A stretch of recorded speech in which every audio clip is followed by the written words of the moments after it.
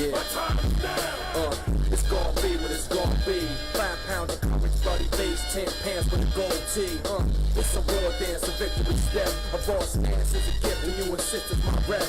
John Cena trademark, y'all are so and talk about the fight you make, but don't know the recipe for dodo. Aim the guns in all your photos, that's a no-no. When this pop, your lip lock, the big tops, a blatant no-show. See what happens when the ice age melt. It seems monetary status is not what matters, but it helps. I rock a timepiece by Benny and Eddie. The same reason y'all could love me is the same reason y'all condemn me. A man's measured by the way that he thinks, not clothing lines, ice links, leather and minks. I spent 20 plus years seeking knowledge of self. So for now, Mark Breck is living life for wealth. My time is up, my time is now. You can't see me, my time is now. It's the franchise where I'm shining now. You can't see me, my time is now. Your time is up, my time is now. You can't see me, my time is now. It's the franchise where I'm shining now. You can't see me, my time is now. If I could have your attention, if you would please start heading to your seats. Please start heading to your seats. We will start at 6 p.m. Please start heading to your seats at your table. If I could have all Sportswriters winners be on the right-hand side of the stage by the exit doors.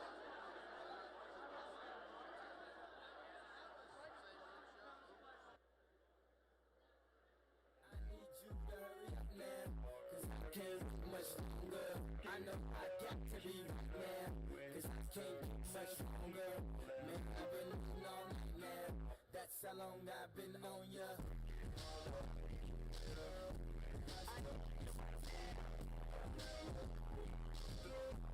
I need you right now. Let's get lost tonight. My black coat off tonight. Terry tonight. What they offer right? Christian and Christian Dior. Damn, look, I'm like this anymore. I ask, I'm not sure.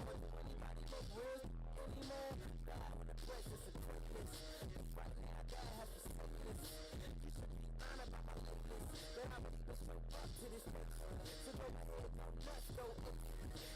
My pastel on my back. Act like you can't tell. New gospel, take 6. Take this, haters. That don't kill me. Can you make me stronger? I need you right now. Cause I can't wait much longer. I know I got to be right now. Cause I can't get much longer. Man, I've been on now. That's how long I've been on ya.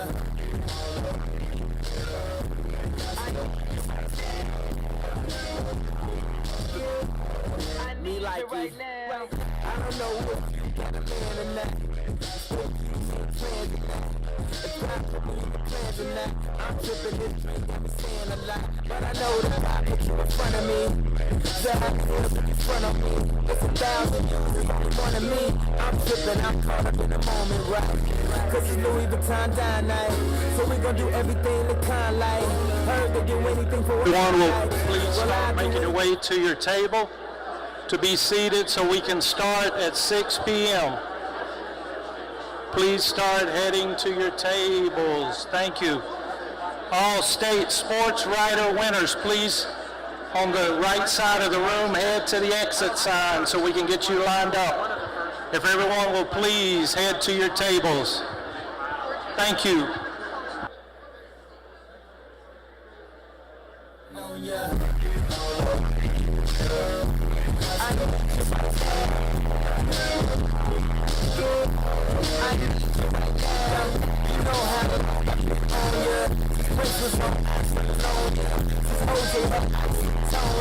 Don't act like I never told you. Don't act like I told you. Don't act like I told you. Don't act like I told you. Don't act like I told you. Get it? Faster, stronger. Don't keep me stronger.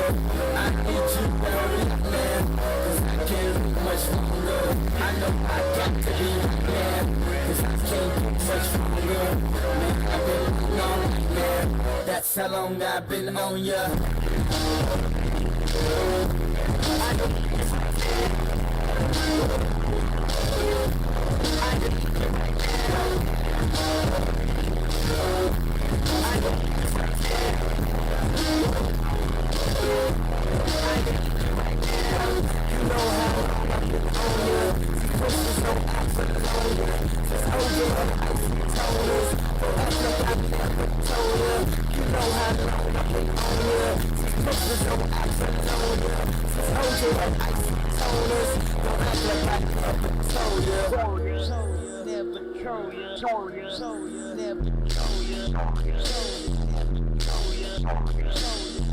Again, if you'll start heading to your seats, please go to your tables so we can get started promptly at 6 p.m. Please head to your tables. Sportswriters, state Sportswriters winners, please gather over on the right side by the exit door so they can line you up. Thank you.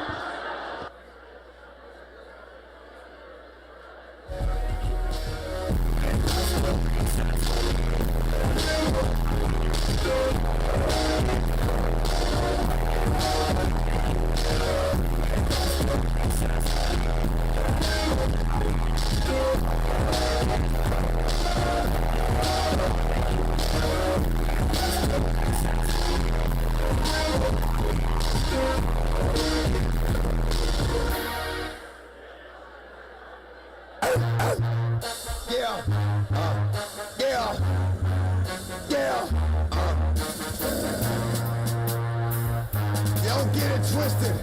This rap is mine. Mother start. What you heard. It's what you hearing. It's what you hearing. Listen. It's what you hearing. Listen. It's what you hearing. Listen. It's gonna give it to you. Wait for you to get it on your own. It's gonna deliver to you. Not open up the door. Spell. Non-stop. My problem staying still. Getting busy with it. I got such a good heart that I make the motherfucker. Again, if I can have everyone please go to your tables so we can start our program sharply at 6. Sportswriters winners, please head over to the exit doors on the right side so they can get you lined up. State Sportswriters winners. We gonna rock, then we gonna roll, then we let it pop, don't let it go.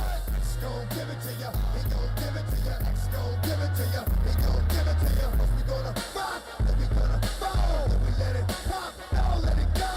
X gon' give it to ya, he gon' give it to ya. X gon' give it to ya, he gon' give it to ya. He ain't never gave nothing to me.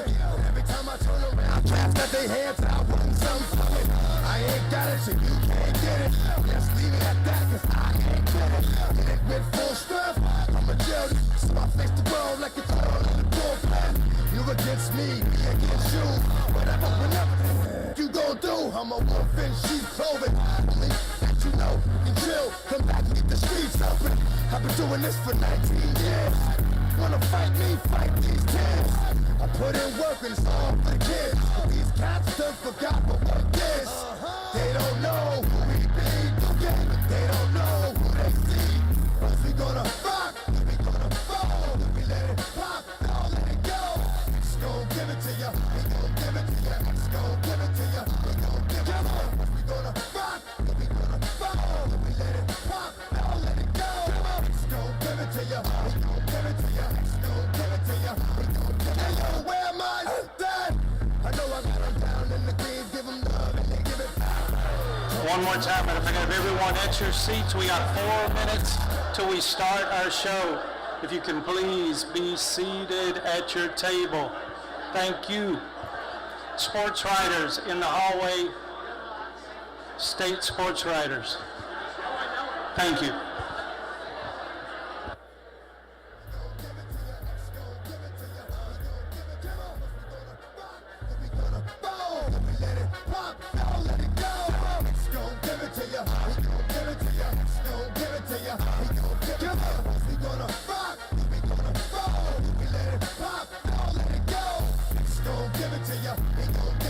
Let's go.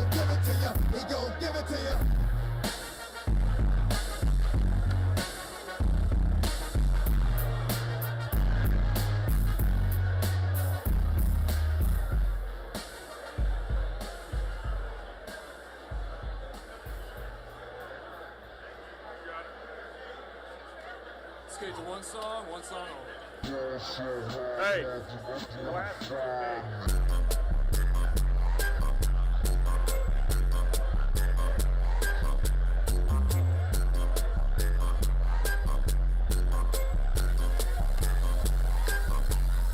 So I ball so hard, just wanna find me. First, gotta find me. What's 50 grand to a motherfucker like me? Can you please remind me? Ball so hard, crazy. Y'all don't know that don't phase. And as we go, oh 82 when I look at you like you be gravy.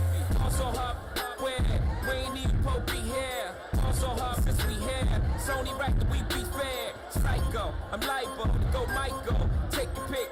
Jackson, Tyson, Jordan, Game 6. Ball so hard, got a broke clock. Rollies that don't tick-tock. All the Mars that's losing time. Hidden behind all these big rocks. Also hard, I'm shocked too. I'm supposed to be locked up too. You escape, I escape. You being passed, get passed up too. Also hard, let's get faded. Ladies and gentlemen. Ladies and gentlemen.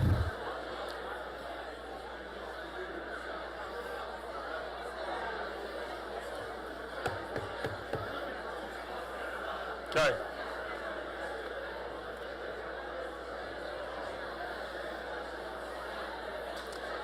Ladies and gentlemen, if we could get you to move towards your tables.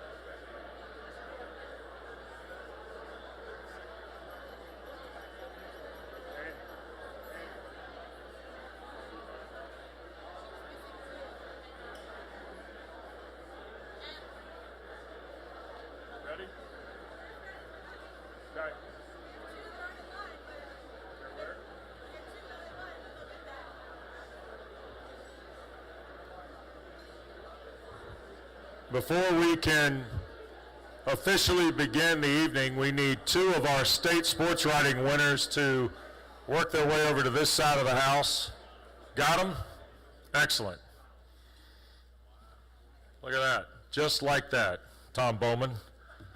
As we've reached the top of the hour in the East, I'd like to welcome you to the 66th Annual National Sports Media Association Awards Program.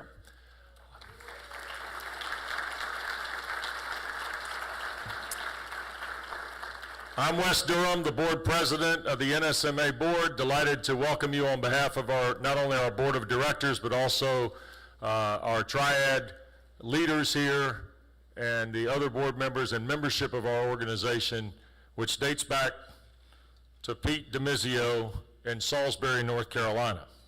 More on that in a moment.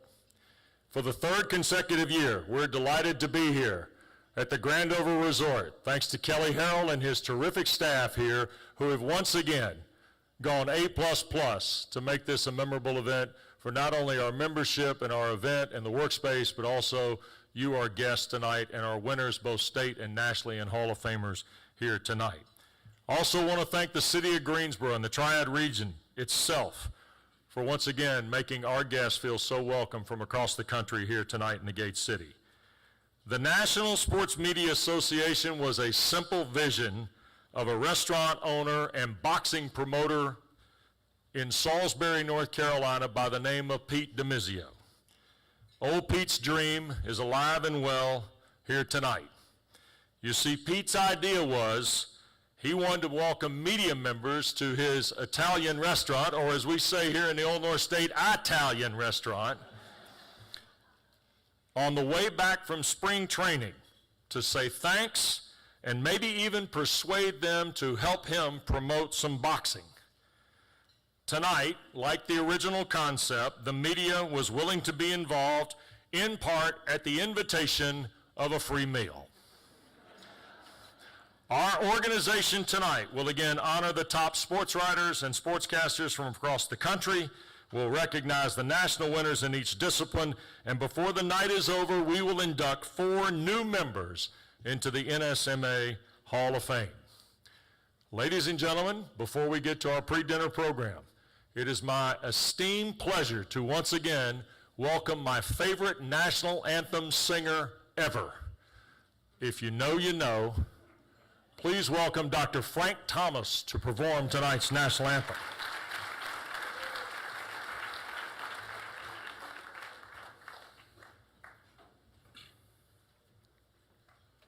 Oh, say, can you see by the dawn's early light what so proudly we hailed at the twilight's last gleaming, whose broad stripes and bright stars through the perilous fight, oh, the ramparts we watched were so gallantly streaming, and the rockets' red glare, the bombs bursting in air, gave proof through the night that our flag was still there. Oh, say does that star-spangled banner yet wave over the land of the free and the home of the brave?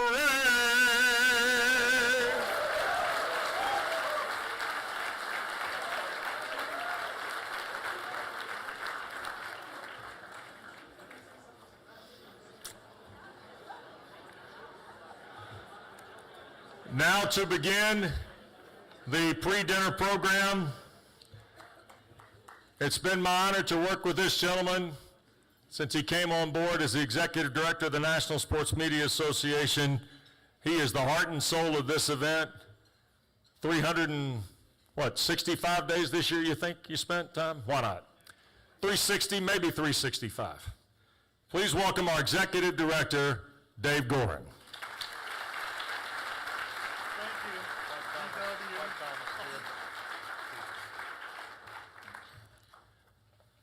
Little shorter than Wes. Good evening, everybody. I'd like to begin by echoing Wes's welcome and by congratulating each and every one of our award winners. You have earned the respect of your peers, and that is not something to be taken lightly. Now please join me in thanking those responsible for this event, if you would. Thank you to all of our sponsors, our MVP sponsor, the Greensboro Convention and Visitors Bureau. You will see the rest of the names during dinner time. We'll show them on the board. Please pay close attention to those because we couldn't do it without them. Thank you to Kelly Harrell and his staff here at Grandover for rolling out the red carpet. Many of you know they just said goodbye to the Norwegian World Cup soccer team yesterday morning. Job well done. Thank you to the NSMA's Board of Directors under the leadership of tonight's MC, Wes Durham. And thank you to our program committee, the blue-collar crew, who make sure this train runs on time. It is my honor to be the executive director of this organization. Not only does the NSMA do what we're here for tonight, recognize excellence in our industry, but we also help students and young professionals navigate their path.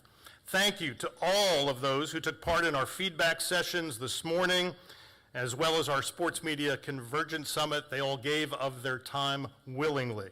We strive to mentor and connect. Now I would like to ask Hall of Fame inductee Adrian Wojnarowski to please come up on stage to present the State Sportswriter of the Year Awards. How about a hand for Woj?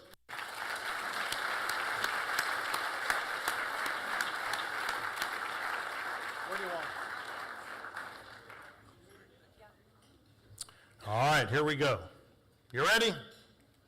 From Alabama. He's 2 years into his career at Alabama Media Group, where he covers North Alabama high schools and small colleges. First win for Thomas Ashworth.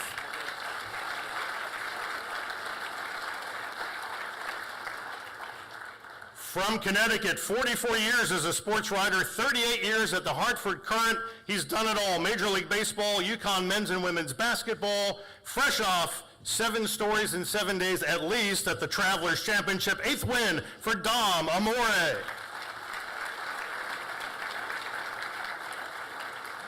From Illinois, coming off his 13th season covering the Bears, he finally got to chronicle a playoff team after covering 5 coaching searches. He's also the host of Breaking In with Kevin Fishbane, a sports media podcast. 2nd win for Kevin Fishbane. From Indiana, about to start his 5th year with The Athletic, covering the Indianapolis Colts. He's also covered Caitlin Clark and the Fever, and the Pacers' run to the 2025 NBA Finals, their first Finals appearance in a quarter century. First win for James Boyd. From Maine, though originally from New Hampshire, right next door, he's in his 5th year with the Portland Press-Herald, 6 Maine Press Association awards. He spent last year covering the impact of Cooper Flagg's rookie season and exploring the progression of legal sports betting in Maine. First win for Drew Bonifant. From Minnesota, in his final year at the Minnesota Star Tribune, he broke the news that the Pohlad family was planning to sell the Twins and get out of baseball. And 10 months later, broke the news that they had changed their minds. He retired after a 45-year career in newspapers that included 34 years as a college football, college basketball, NBA, Major League Baseball writer at the Salt Lake Tribune, St. Paul Pioneer Press, and the Strib. First win for Phil Miller. From Mississippi, his career in sports writing began as a 13-year-old stringer for his hometown newspaper. This Mississippi Today columnist spent the autumn and winter of his 60th year in sports journalism, covering Lane Kiffin's dramatic departure from Ole Miss and the team's subsequent run to the national semifinals. 15th win for Rick Cleveland. From Missouri, in his 37th year at the Kansas City Star, he covered his 5th Super Bowl in 6 years and helped lead FIFA World Cup coverage. A member of the Missouri Sports Hall of Fame. First win for the pride of Appalachian State University, Blair Kirkhoff. From Montana, he spent 4 years reporting on Montana State football and track and field, along with local high school sports. After covering 3 previous FCS playoff runs, he helped chronicle MSU's run to his first FCS national title since 1984. This past season, first win for Braden Shaw. From Nebraska, he joined Husker Online as a full-time football and men's basketball beat writer in 2007. He's covered plenty of highs and lows along the way, all somehow going from the young pup to an old dog on the Husker beat. First win for Robin Washut. From Nevada, he is a sports columnist for the Las Vegas Review-Journal, who writes on all subjects throughout southern Nevada, including the Raiders, Golden Knights, Aces, and UNLV. 9th win for Ed Graney. From New Jersey, since July of 2014, he's reported for NJ Advanced Media, the content company for NJ.com and the Star Ledger, focuses on sports investigations covering Rutgers while keeping an eye on state government, public accountability, and education for New Jersey's largest media outlet. 2nd win for Keith Sargent. From North Carolina, he reached the 25-year mark with the Associated Press in Raleigh last August. Current focus coverage of North Carolina's 4 ACC schools, the league office, and the NHL's Stanley Cup champion Carolina Hurricanes, as well as sharing national college basketball duties for the AP. First win for Aaron Beard. From North Dakota, this California native covers high school and college sports in northeastern North Dakota, including 3 state football championships in one day last November. In his 2 years in North Dakota, he's the Devils Lake Journal's 2nd recipient of this award in the newspaper's history. First win for Mojo Hill. From South Carolina, many years at Tiger Illustrated, where he's become a thorn in Dabo Sweeney's side, finding and reporting information that Dabo didn't want out, or as Dabo said, quote, I might as well not even come to these press conferences because he already knows everything anyway, end quote. Side note, he doesn't know everything, just some things and more than Dabo wants them to know. Second win for Larry Williams. From Tennessee, he's been the sports columnist at the Tennessean in Nashville since 2019, winning a few awards while writing about the Titans, Preds, Vols, and pretty much anything else in Tennessee sports. He was also part of USA Today's teams covering the 2024 Paris Summer Olympics and this year's 2026 Milan Cortina Winter Olympics. First win for Gentry Estes. From Texas, 27 years at the Austin American-Statesman, 20 as a general sports columnist. Last year, he chronicled Texas football's playoff loss to Ohio State, the softball team's first national championship, wrote on Longhorn legend Kevin Durant's love for his alma mater, and much, much more. Please welcome for his first win, Cedric Golden. From Virginia, he chronicled the first 11-win season in University of Virginia football history. UVA basketball's transition to Ryan Odom, Virginia Tech's hiring of James Franklin, and JMU's run to the college football playoff. 16th win for David Teal. From West Virginia by way of Maryland, he's the WV Metro News beat writer for West Virginia University's football, men's and women's basketball, and baseball programs. In addition to regularly covering high school sports all across the state, first win for Greg Carey. And from Wyoming, after stints covering Michigan State and the Pittsburgh Penguins, he founded 7220sports.com in 2019, covering the University of Wyoming. And when you start it, you get to be the publisher, lead writer, and columnist too. Second win for Cody Tucker. And how about another hand for all the state sports writers of the year, and another hand for Adrian Wojnarowski.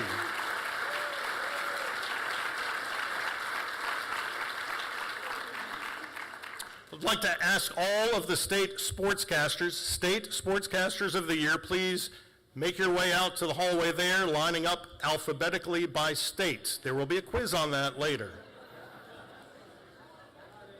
Meanwhile, the Jim Nance Award was the brainchild of John Chalesnik, but I'm not going to introduce John. The winner of the 2011 Nance Award was the first one we presented at the old NSSA Awards banquet.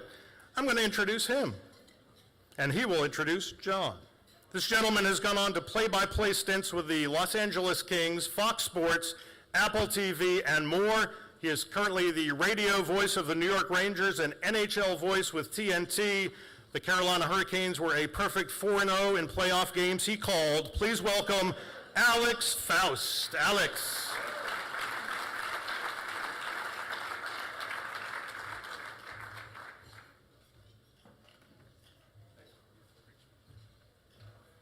Thank you, Dave. I'll try to take a little bit of credit for the Canes' run to the Stanley Cup. And thank you all for having us here. Thank you to the city of Greensboro. Raise your hand if you're a recent college graduate or you're still in college and you're in the room tonight. I see a lot of hands, and I saw a lot of you in attendance at the Convergence Summit earlier today. 15 years ago, I was in your shoes. And as Dave mentioned, it was an honor of a lifetime to be presented with the Jim Nance Award, the first year that the then NSSA partnered to present the award. John Chalesnik has done a wonderful job in organizing this year after year, and I've been honored to vote on it year after year. And what strikes me is that the amount of talent and the savvy of today's young sports broadcasters is at an all-time high. And it is my distinct honor to introduce the man who continues to do a marvelous job with the Jim Nance Award. Here to present it from Sportscasters Talent Agency of America, please welcome John Chalesnik.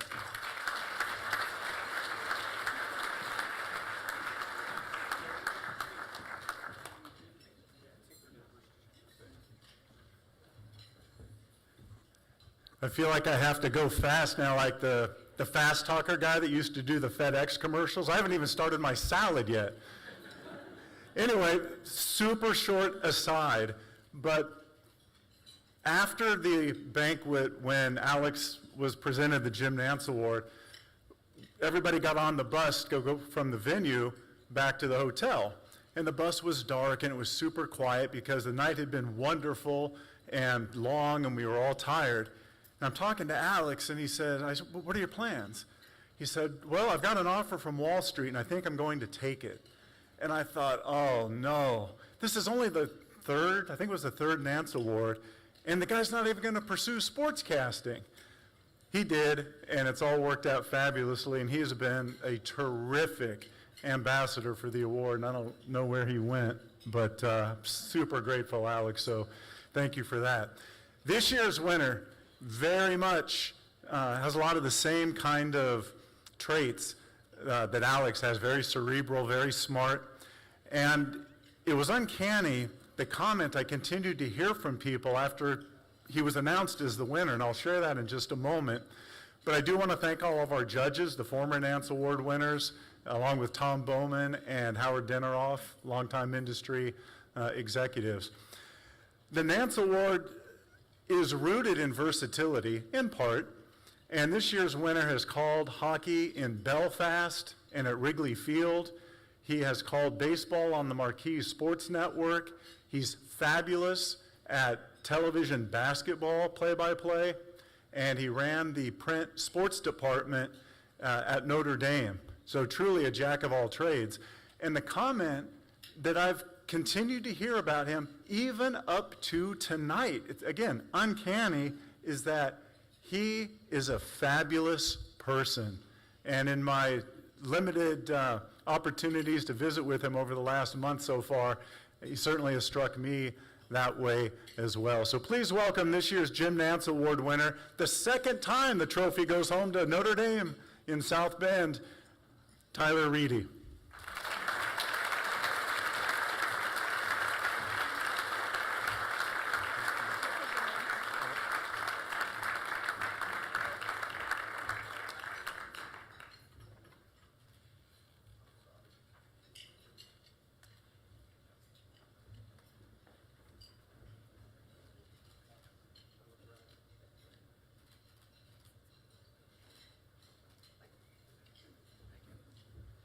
And Tyler, if you would, before I turn the podium over to you, take a look at the big screen. Hello friends, Jim Nance here. Just want to give a big shout out to Tyler Reedy, who's won the Jim Nance Award this year after an outstanding career at Notre Dame. The things you've done, Tyler, is remarkable. It truly is. I've heard, watched your tape, listened to you, even do Chicago Cubs Class A baseball. I know you've done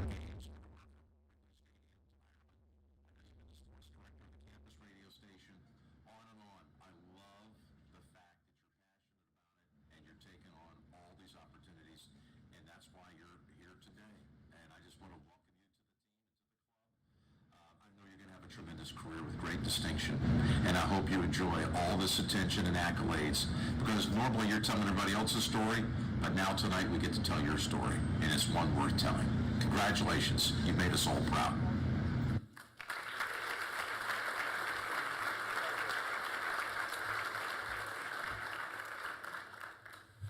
Well, thank you, everyone, and thank you so much for the hospitality and the welcome all weekend long. I'm so grateful for all of those I've been able to talk to this weekend. I hope I get the chance to talk to and connect with everybody. It's been so special to be here and have this opportunity. And I want to say thank you to Jim for not only that wonderful message, but for putting up with me sending him to voicemail earlier this afternoon. Not my best look there, but only up from here. You know, one of the great things about the Jim Nance Award is that, you know, for me, in the reel itself, it's 12 to 15 minutes of my work so that everything else that comes with it can be about everybody else. And that's what it truly is. I want to start with a massive congratulations to John Chalesnik and the team at STAA for another phenomenal year of, as my good friend Evan Hughes put it best up here in 2021, just being champions of collegiate sportscasting. It's phenomenal what your team, what your organization, and what the award does. Not to promote winners, certainly not this year in all cases, but to give everybody around the country at the collegiate level, no matter their situation, an opportunity and something to work towards, something to strive for. And that's such a valuable thing and such a unique celebration of sportscasting in this portion of the generations, in my generation. Big thank you as well to Dave and Wes and all the folks at NSMA for, again, a phenomenal weekend here in Greensboro. It's been so cool to connect with so many people and what they've done to organize this and make this such a landmark, must-get-to event every year. It's phenomenal, and I'm incredibly grateful, along with so many, for their work to set it all up and make this happen year in and year out. Huge thank you to my advisors from the University of Notre Dame. They're here tonight back at table 38, Lori McFadden and Dylan Wallace. Pete Farrell couldn't be here this evening, but those three have been just instrumental in not only my journey, my career collegiately to develop as a person and a sportscaster, but for Notre Dame to become, not only one of the top universities in the country, in my humble opinion, the best, but a place to be, no doubt about it, for anybody looking to grow, develop, and have an incredible time as a sportscaster. And Lori's been at it for 2.5 decades. Dylan just joined the team. Pete's been at it for a long time, and they're so incredible, and I have them to thank for so much across these last 4 years and well beyond. My parents are here as well. My dad, Rod, my mom, Melissa. Have to note, my mom, when I took my first media production course back in high school, I was at the end of my freshman year registering for classes as a sophomore, and she discouraged me a little bit and was skeptical about taking my first media production class, in which I got on the air to do my first football game as a sophomore. Mom, I'm only 22, you've got a lot of time to be right, no doubt about it, but of all the things I have learned today with the summits and all the incredible people who have come in, don't listen to your mom, might be at the top of the list. So yeah, I will. I'll do plenty of that. We got a lot of time. And then, thank you for your support. It's incredible. I love you very much. And to my father, Rod, the way that you have continued to follow this journey, support me, and take the effort, take the extra step to know about the teams I'm covering and learn the names and just be somebody I can talk to about whatever's going on and off the field. It's really admirable, and I love you very much for it. Thank you to all the former winners who have accepted me into this family, this brotherhood and sisterhood. Caroline Pineda from Notre Dame in 2022. So excited to bring this award back. And I was talking with Jack Smith, who won the award last year, obviously. He gave me a call and was talking about the day he won it. And obviously he, like myself, had been doing minor league baseball at the time in the Carolina League not far from here. And he said the day he won the Jim Nantz Award last year, he was doing a game solo on the road, and they took a 6-0 lead in the 5th inning and went on to get walked off 8-7. Well, my team, the South Bend Cubs, who fortunately I can share this story because they clinched a postseason spot a couple weeks later, the day Jim Nantz Award is announced this year, they score 7 runs in the 1st inning and end up losing 9-8. So, John, we've either got to stop giving this to minor league broadcasters, or if you are a minor league broadcaster who wins this award, do something to get the game postponed. I don't know. It's unbelievable. But thanks again to all of you. Thanks to John.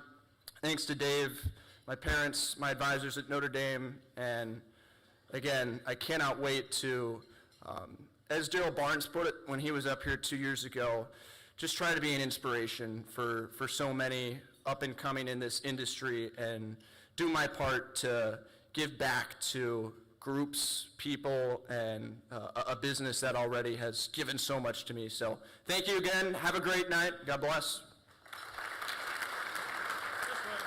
Thank you.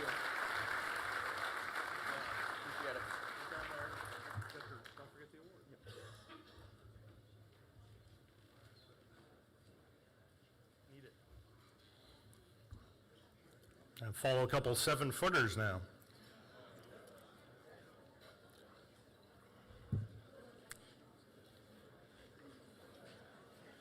Takeaway from the first portion of the program, don't listen to your mom. Great. Congratulations, Tyler. Well done. As we get ready to introduce our State Sportscaster of the Year, I'd like to ask our 2025 National Sportscaster of the Year, Sean McDonough, to join me on stage. Come on up, Sean.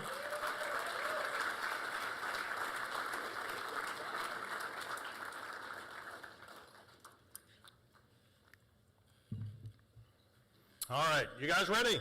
Here we go. From Alabama, knower of all things SEC football, he serves as an analyst on the SEC Network with fellow ESPN commentator Greg McElroy.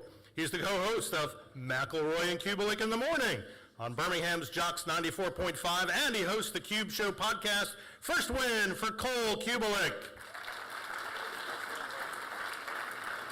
From Arizona, this Bay Area native just finished his third season as the radio voice of the Phoenix Suns after spending 15 years as the warm-up act and backup for Hall of Famer Al McCoy. First win for John Bloom. From Arkansas, after 14 years as voice of the Arkansas Travelers baseball team, he's served the last 12 as voice of the Razorbacks baseball and women's basketball teams on the Razorback Sports Network. Fourth win for Phil Elson. From D.C., he just retired after 42 seasons calling Major League Baseball play-by-play, the last 20 as the TV voice of the Washington Nationals. He's also called golf, tennis, college football, and basketball, and 2 World Cups. Second win for Bob Carpenter. From Florida, more than 30 years as a broadcaster, the last 17 in Orlando as radio play-by-play voice of last year's Cure Bowl. She was the lead on the first all-female college football broadcast team. Sports director at WKMG-TV, first win for Jamie Say. From Georgia, he wears many hats. Sports anchor for the new CBS Atlanta, Georgia State broadcaster, U.S. Tennis Association podcast host, and weekend morning host at Odyssey Atlanta's 92.9 The Game, a former sports reporter and anchor for WFMY-TV right here in Greensboro. First win for Sam Crenshaw. Also from Georgia, he just finished his 41st season as the voice of the Atlanta Hawks, more than 3,100 consecutive games. Sixth win for Steve Holman. From Illinois, 25 years as the voice of the Illini, named an honorary alumnus. He's won multiple Illinois Silver Dome Awards for radio play-by-play excellence. It's the second win for Brian Barnhart.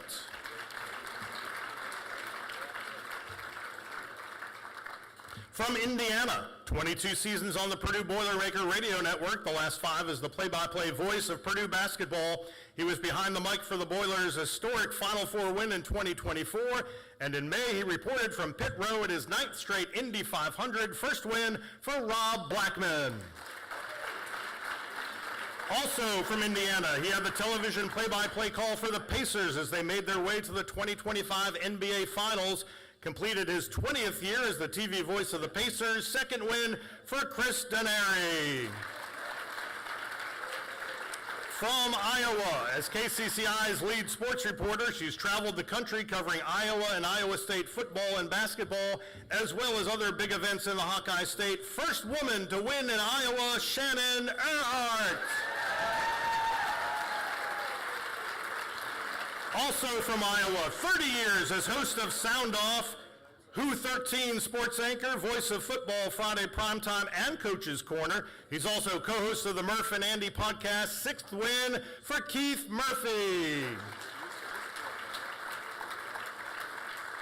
From Kansas, just retired after 46 years as the radio voice of the Wichita Shockers. Says he suspects that's why his colleagues voted for him as a going-away present.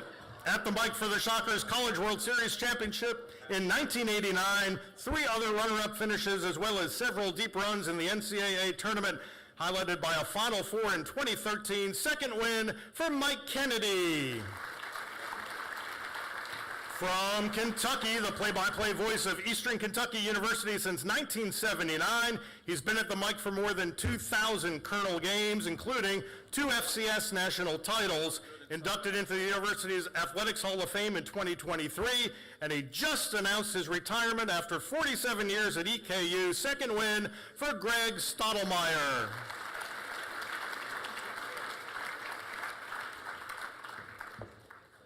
From New Orleans, Louisiana, he's worked in his hometown at WDSU-TV for 23 years. In 2025, he helped lead the station's Super Bowl coverage, which included a live broadcast of the first ever Super Bowl parade. He and his identical twin brother, Travers, who's WDSU's main news anchor, broke the story about the Live Golf League coming to New Orleans. First win for Fletcher Mackle. From Maine, in his second year on the job for Fox ABC Bangor, he covered Cooper Flagg's draft night and the Maine Black Bears Hockey East title. He also serves as the color analyst for Maine football games and ringside reporter for Maine hockey. First win for Jack Webb. From Michigan, he recently left WXYZ TV in Detroit after 15 years to start his own YouTube channel covering the professional and college sports scene in Southeast Michigan. Last year, his sit-down interviews with Lions players and coach Dan Campbell garnered millions of views, and his live interviews inside the celebratory Tigers clubhouse went viral. Third win for Brad Galley.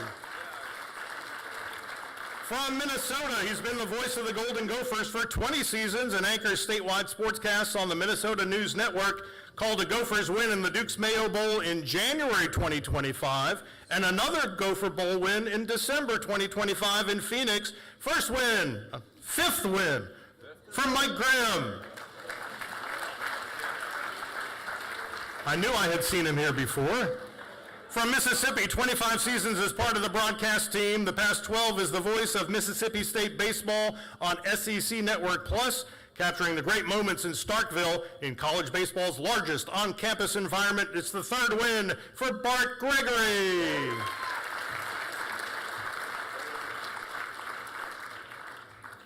From Missouri, he retired last September after 45 years as the play-by-play voice of the Missouri State Bears, 16 years as studio host on the Kansas City Chiefs radio network, 27 years as host of the daily afternoon sports talk in Springfield. He came back from West Nile virus to announce 2 more seasons of Bears and Chiefs.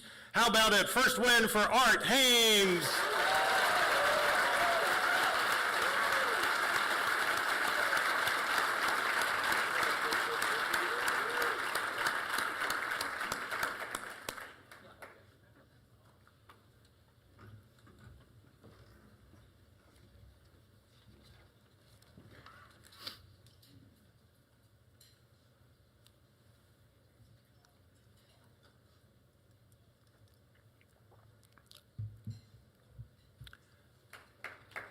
Very good.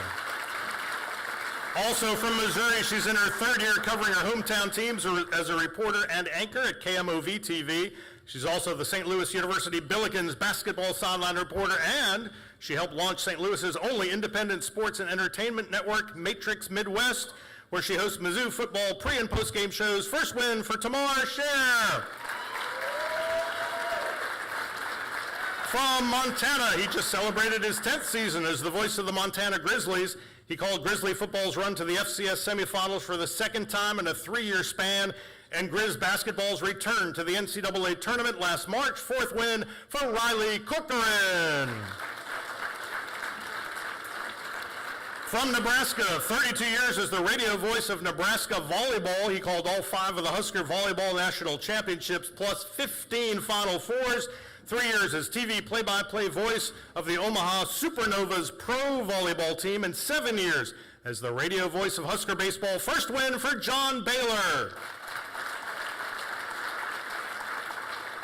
From New Jersey, now in his 20th year as the play-by-play voice of the Devils, he's the longest-serving play-by-play man in team history.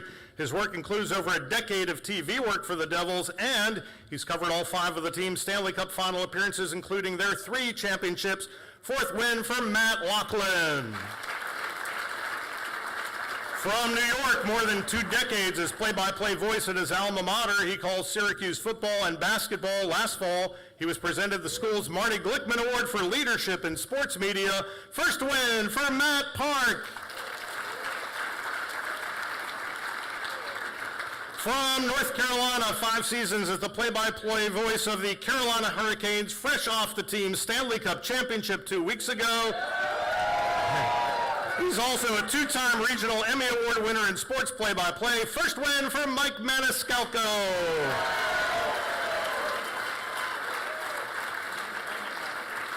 From North Dakota, 3 years as the voice of North Dakota State University. He called the Bison's football's 10th FCS National Championship in January of 2025, their 12-0 regular season and Mo Valley Conference Championship in the fall of 2025, and was on the call for the NCAA Women's Basketball Tournament Regional in Spokane for Westwood 1. First win for Sam Niederman. From Ohio, by way of Mississippi, after a 14-year big league pitching career, he's been a 20-year mainstay on Cincinnati Reds radio and TV broadcasts. A 1990 All-Star, he led the majors with 44 saves in 1996, earned the National League Roll-Age Relief Award. 30 years later, it is still the Reds' single-season saves record. First win for Jeff Brantley. From Oklahoma, host of the Middle of the Day Show and high school sports analyst for Squirtle.tv, he's called 7 state football championship games and 31 state basketball tournament games on the NFHS network. First win for Mark Rogers. From Rhode Island, after wrapping up 14 years in local TV sports, he followed the Bryant Bulldogs into the NCAA tournament and the resurgence of the New England Patriots. He also worked in Providence Radio on ESPN Plus for Brown University and Providence College, and as a professor at the University of Rhode Island. 5th win for Nick Coit.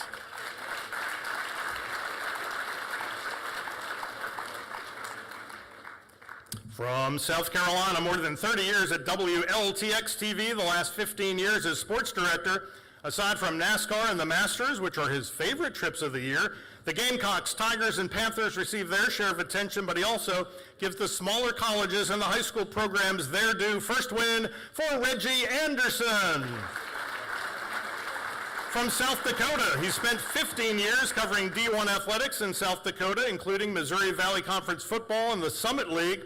In the fall, he received his first Upper Midwest Emmy Award for play-by-play. First win for Jay Elson.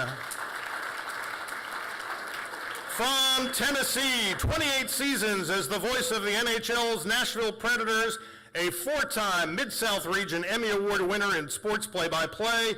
In November, he was inducted with longtime partner Terry Crisp into the Predators' Golden Wall. It's the 10th win for Pete Weber.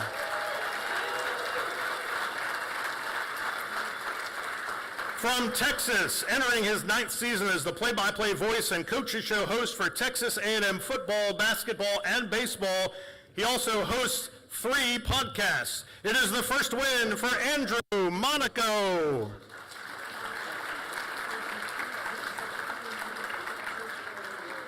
From Vermont, 6 years as the radio voice of Vermont men's basketball. He was on the call for Vermont Green FC's perfect season that included a national championship, and he called the unbeaten regular season for UVM's men's soccer. First win for Brian McLaughlin.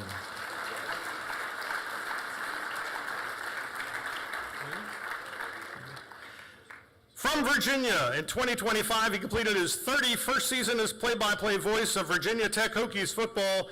By the way, he also helped start the school's sports communications program and teaches there. It's the 13th win for Bill Ruff.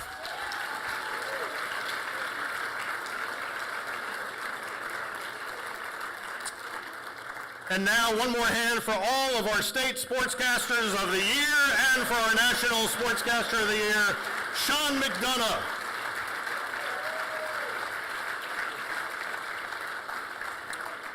And now that we have whetted your appetite, I'd like to invite you to enjoy your meal. We will be back with the rest of the program in 25 minutes.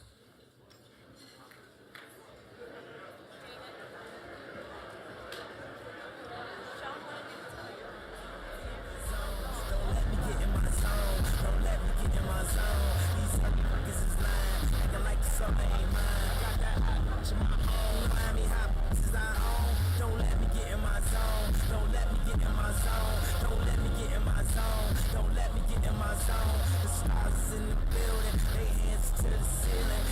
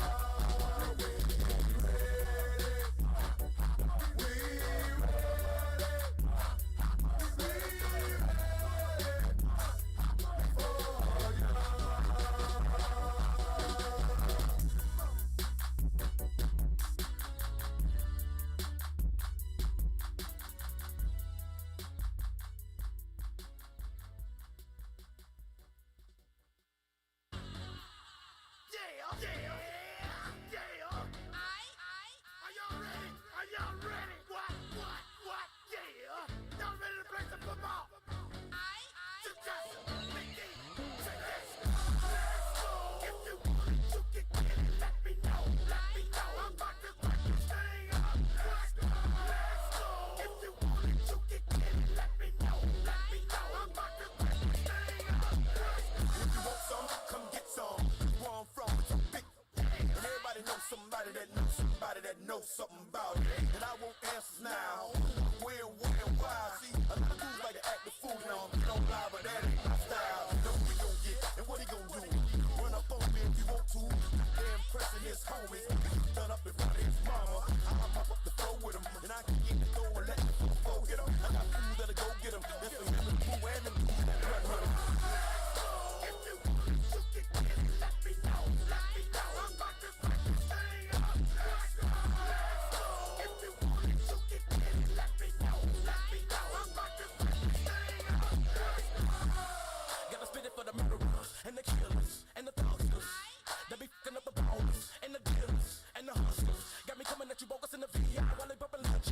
I'm a rusher.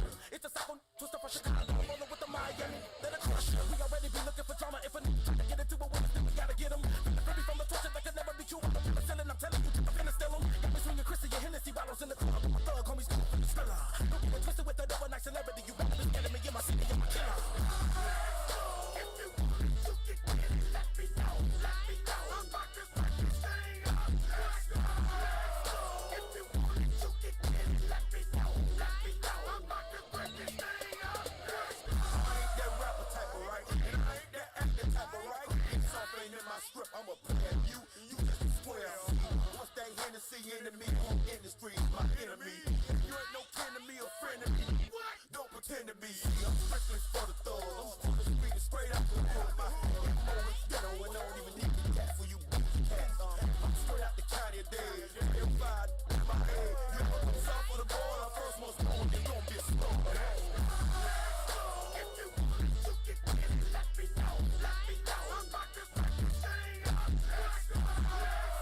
If you want to get in, let me know. Let me know. I'm about to fuck this thing up. Let's go.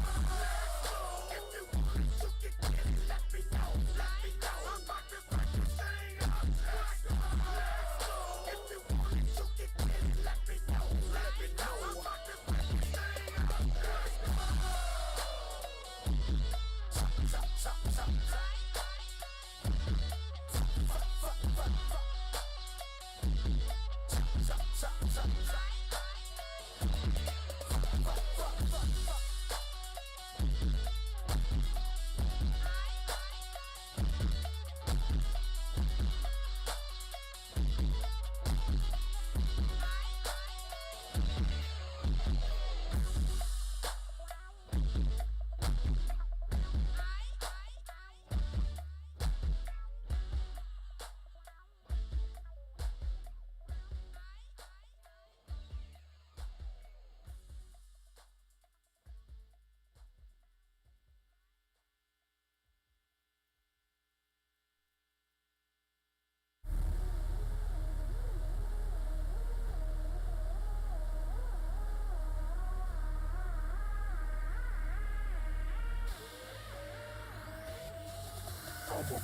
Yeah, I'm in my own zone. It's beast mode time, so go hard or go home. I'm a beast. Yeah, I got it on my mind. See, I came here to shine, so let's get it on the grind. I'm a beast. Yeah, I'm in my own zone. It's beast mode time, so go hard or go home. I'm a beast. Yeah, I got it on my mind. See, I came here to shine, so let's get it on the grind. Step up in the building, swagger on point, right? Put your seatbelt on, cause it's gonna be a long night. It's gonna be a long fight, but then again, maybe not, cause I stepped in my zone when I pulled into the parking lot. I'm about to get it in, yeah, I got it on my mind. Let's end this thing in regulation. I ain't thinking overtime, cause I didn't work overtime, and I ain't trying to overgrind. I transform the beast mode just like Optimus Prime. I came here to ball hard, I love this game, it's all I got. That's why I'm going all out and give it everything I got. Yeah, I give it all I got, as if it was my only shot. I play the game to win, to the end until I pass out, whichever just might come first. Quitting's never on my mind, I put my heart in this, that's why I lay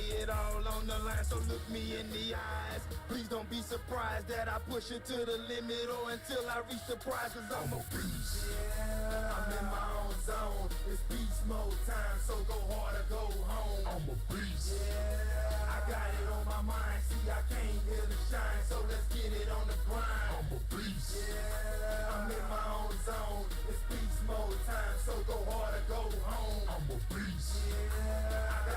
my mind. See, I came here to shine, so let's get it on the grind. Yeah, I'm back with a vengeance, and I'm in it to win it. I'm going Popeye up in here, I muscle up with my spinach. Excuse my moment of rage, you let the beast out the cage. I'm like a fine wine, boy, I just get better with age. Only get stronger with time, I never crack under pressure. I'm here to give it my all, cause all I got is my effort. Man, I'm hungry for victory, man, I'm ready to feast. So say hello to my little friend, also known as the Beast. I got the eye of the tiger, I'm in my beast mode, now there ain't no way you gon' stop me. See, I'm just getting started, showing no signs of quitting. I'm going hard all day, from the start to the finish. Now my juices is flowing, and my heartbeat is thumping, and all the energy in here got my adrenaline pumping. This is my moment to own it, yeah, I'm hungry, I want it. And when the competition fades, I gotta keep on going, cause I'm a beast. Yeah, I'm in my own zone, it's beast mode time, so go hard or go home. I'm a beast. Yeah, I got it on my mind. See, I came here to shine, so let's get it on the grind. I'm a beast. Yeah, I'm in my own zone. It's beast mode time, so go hard or go home. I'm a beast. Yeah, I got it on my mind. See, I came here to shine, so let's get it on the grind. Beast.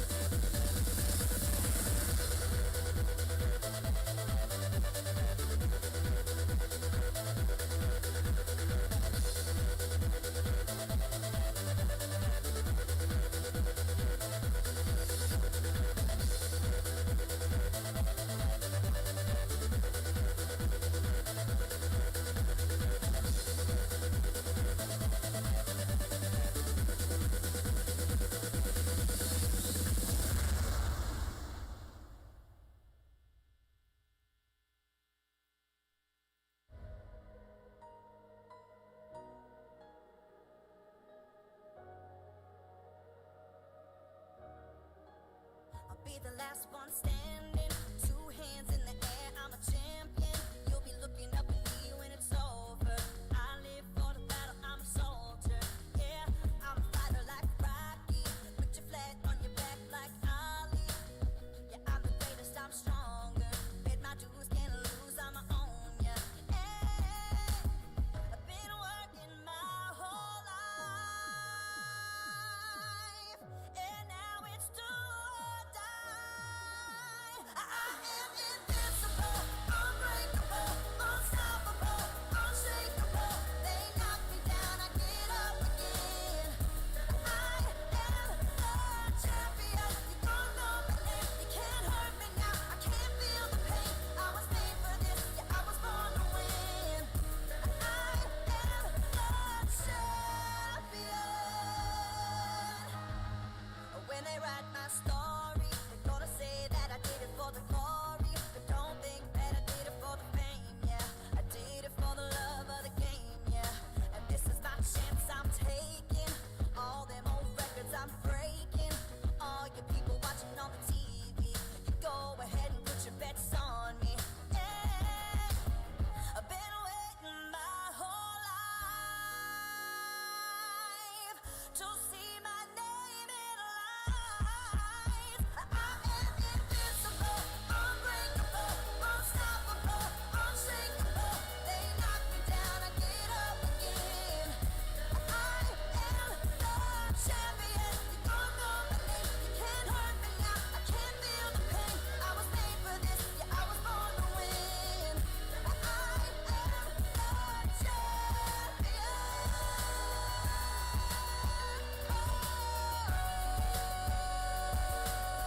Born champion. The C is for the courage I possess through the drama. H is for the hurt, but it's all for the honor. A is for my attitude, working through the patience. Money comes and goes, so the M is for motivation. Gotta stay consistent, the P is to persevere. The I is for integrity, innovative career. The O is optimistic, open and never shut. And the N is necessary, cause I'm never giving up. See, they ask me how I did it, I just did it from the heart. Crushing the competition, been doing it from the start. They say that every champion is all about his principles. Carry. invincible, unbreakable, unstoppable, unshakable. They knock me down, I get up again. I am the champion. You don't know my name, you can't hurt me now. I can't feel the pain. I was made for this, yeah, I was born to win. I am the champion. Yeah. Surpassed all rivals. It's all about who wants it the most. Fight for what we believe in. That's what champions are made of. Champion.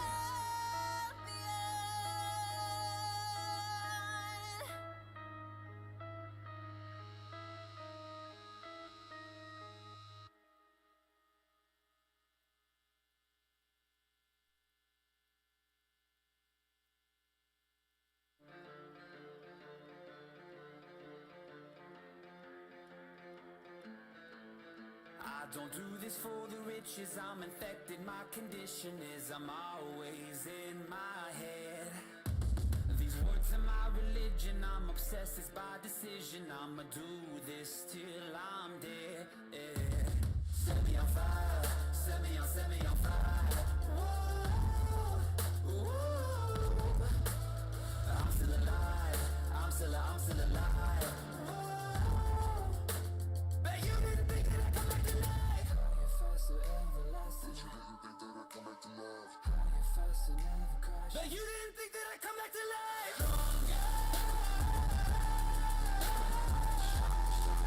Stronger.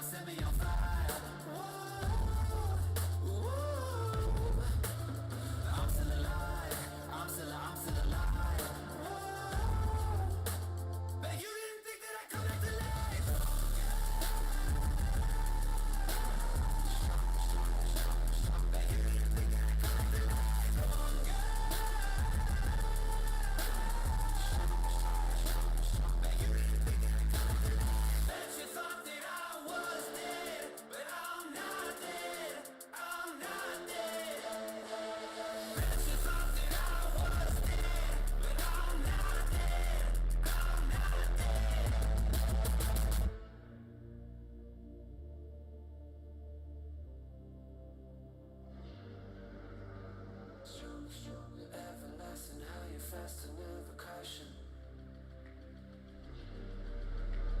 Stronger, stronger, everlasting. How you fast and never caution. But you didn't think that I come back to life.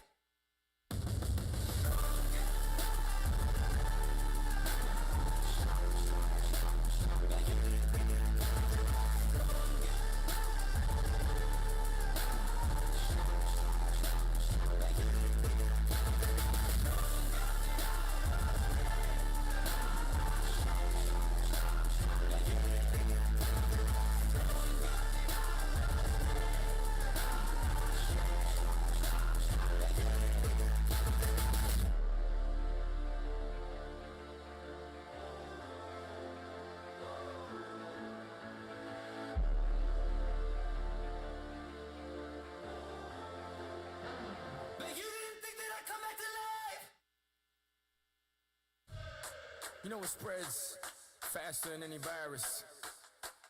It's fear. Now when it comes to fear, you can either forget everything and run, I said, or you can face everything and rise. I believe. And let me tell you what I believe. I believe that. I believe we gon' face everything and rise.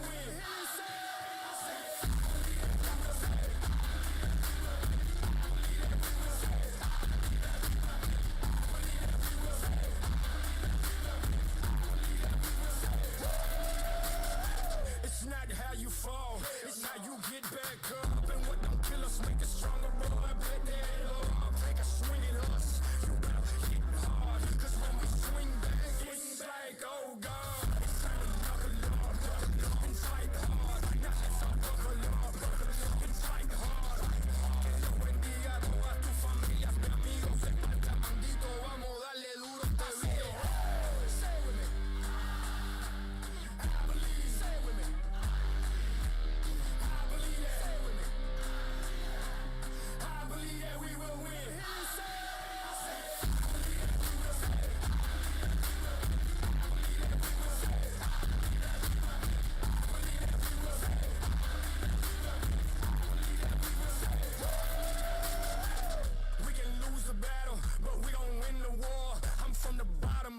Uncut, real raw. When things get tough, that's when we show up. That's when we show out. That's when we show yo. It's time to knuckle up and fight hard. Now let's all buckle up and fight hard. Que lo bendiga a todas tus familias, mis amigos. En Malta, maldito, vamos a darle duro a este video. Say with me. I believe. Say with me. I believe that. Say with me. I believe that we will win.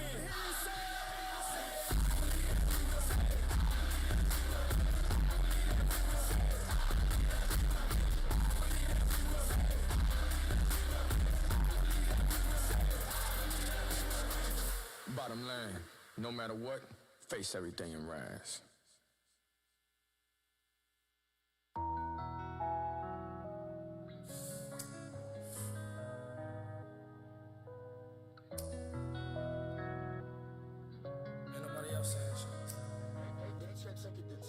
I usually have an answer to the question, but this time I'm gonna be quiet.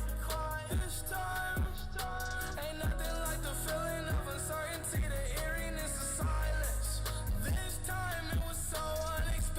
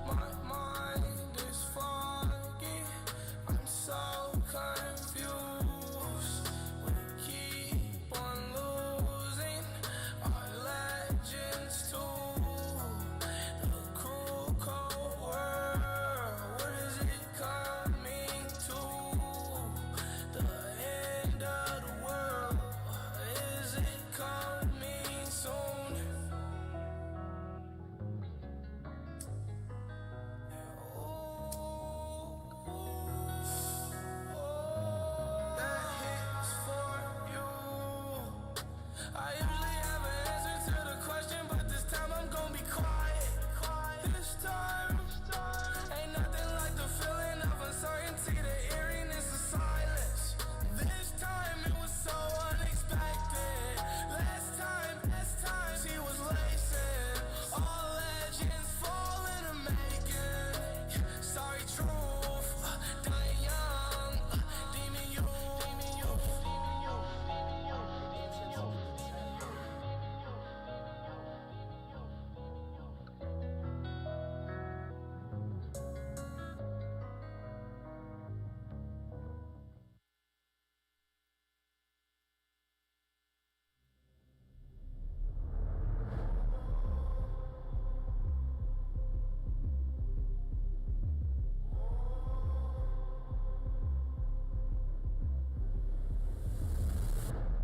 The stage is set for my people, yeah.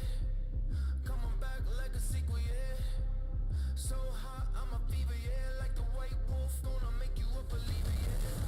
I'm on it all straight, pizza, yeah. Like I'm evil, Knievel, yeah. Too fast, it's illegal. Call me the underdog, gonna make you a believer, yeah. I don't ever wanna look back. The future's blurry, but the past is a trap. I might be staring at my last chance, but I'm cold-blooded. I'm cold-blooded. Ice in my veins, never gonna run. Venom on my face, fire on my tongue. I'm cold-blooded. It's all epic. If I go down, gonna burn with the sun. Won't break down till I'm sitting on the throne. I'm cold-blooded. Digging in the dirt for a reason, yeah. Face the fear, face the demons, yeah.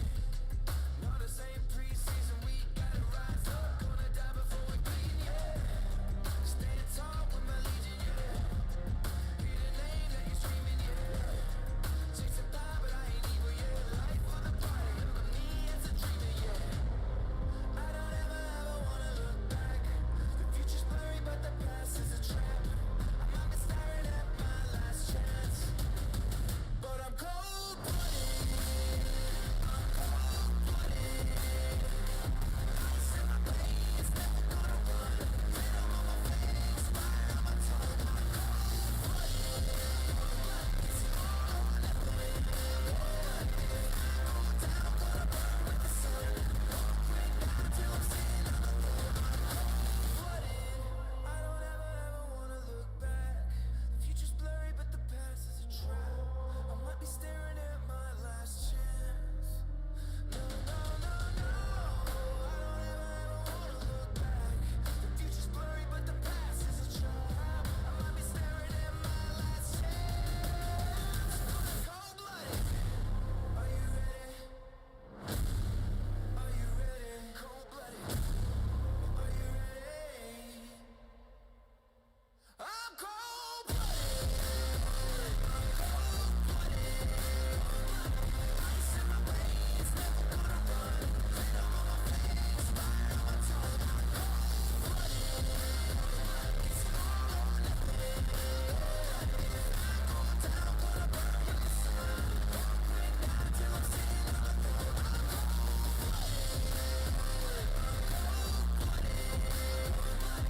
ice in my veins, never gonna run. Venom on my face, fire on my tongue. It's all epic. If I go down, gonna burn with the sun. Won't break down till I'm sitting on the throne. I'm cold-blooded.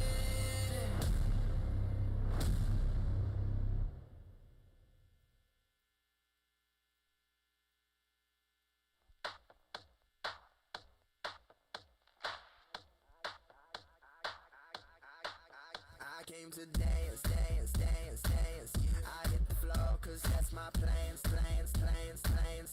I'm wearing all my favorite brands, brands, brands, brands. Give me some space for both my hands, hands, hands, hands. You, cause it goes on and on and on. And it goes on and on and on. Yeah, I throw my hands up in the air sometimes, saying, ayo, gotta let go.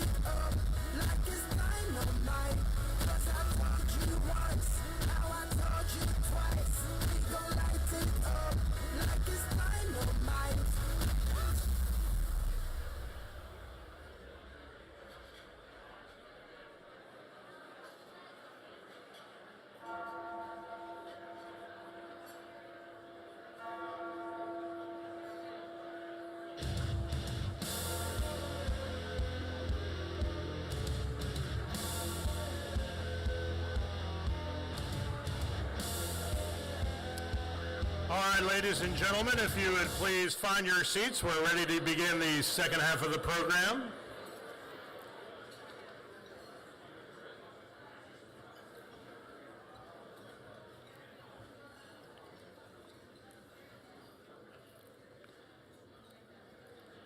Hope everyone enjoyed your dinner. Please, how about a round of applause for the fabulous Grandover staff.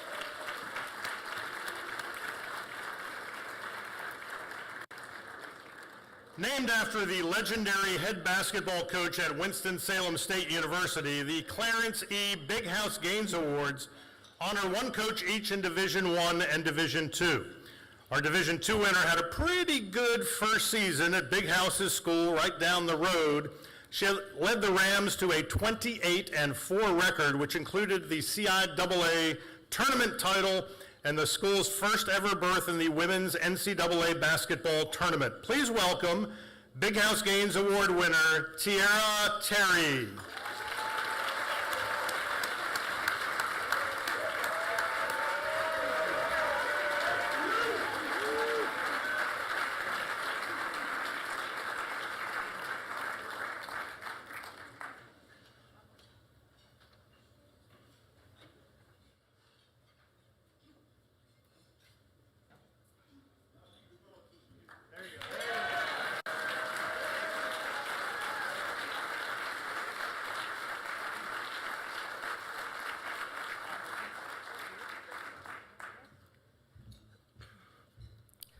Good evening.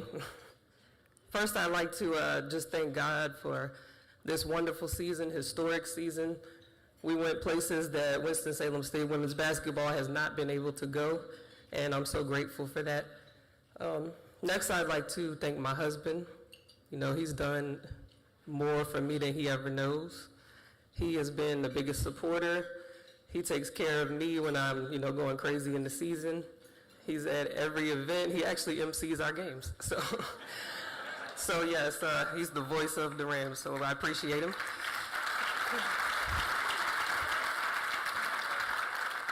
I'd also like to thank our administration. They truly believed in what we were doing.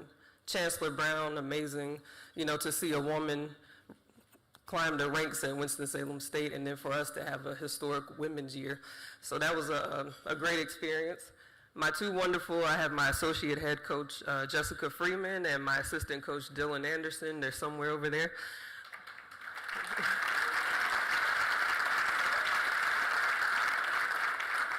But it's truly an honor to receive this award in Big House's name, considering I'm at the university that Big House, produced. So the first time I met him, I was fortunate enough to meet him before he passed away. He said, "We didn't get your dad, but we got you." So once a Ram, always a Ram. I'm so proud to represent our beautiful university. I'm looking forward to great things. I can't tell you how much this award means, like I said, to be honoring the person that came from the Big House, the Gaines Center. So looking forward to this next season. If you have any good recruits, send them our way. Don't send them to any other CIAA schools. Thank you. But looking forward to a longer run in the NCAA tournament. It was a great experience. I can't wait to bring home a national championship. And thank you for all your support and for recognizing a small little school down the street from Wake Forest. So now people know who we are.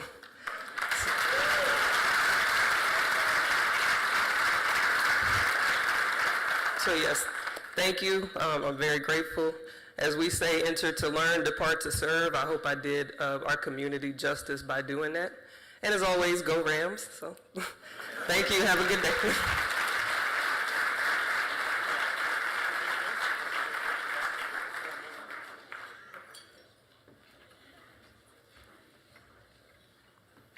By the way, she mentioned her dad, Delaney Rudd. Some of you might remember him from the NBA, played at Wake Forest. Pretty good basketball genes there, I would say. Our Division I winner also had a pretty good first season as head coach of the Miami Hurricanes, a 26-9 record. The year after the team went 7-24, Miami finished third in the ACC and earned a trip to the NCAA round of 32. Jay Lucas is our winner. Unfortunately, he could not join us tonight, but we will make sure he gets his award.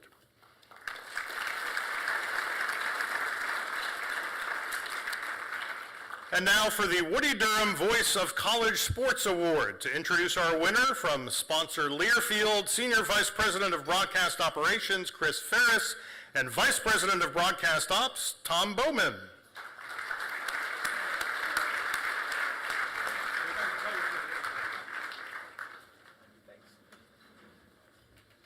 I forgot to tell Dave that my illustrious boss is not making it tonight. So, anyways, this is an honor. In 2018, Learfield, the University of North Carolina Athletics, and the NSMA created the Woody Durham Voice of College Sports Award.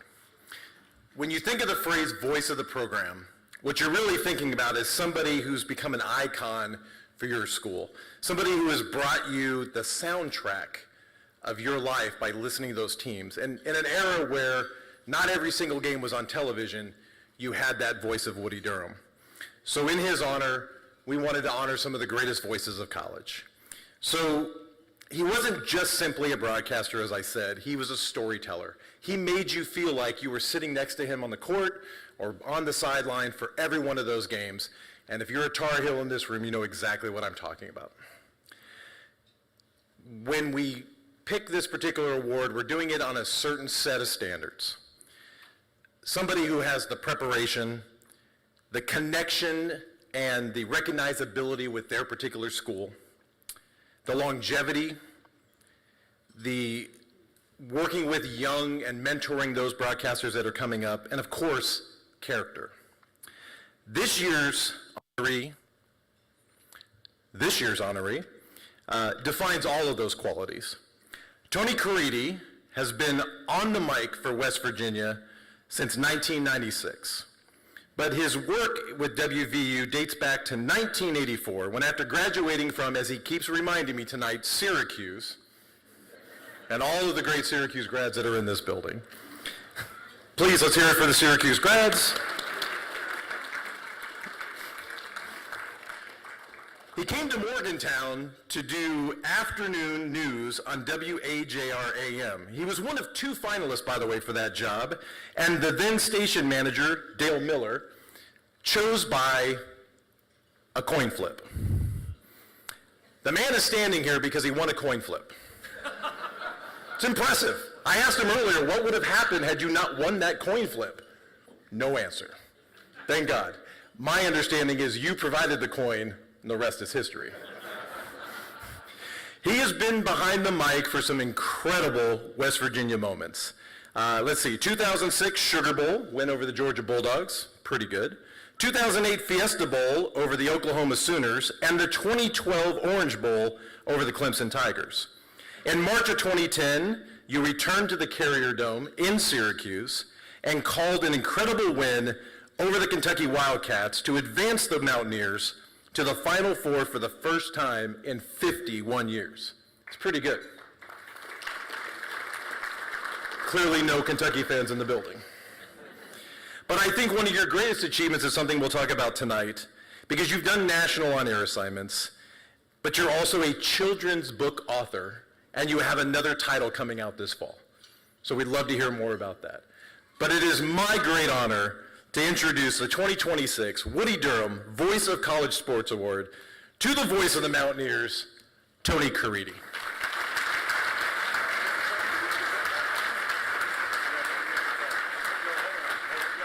Gotta get in the middle.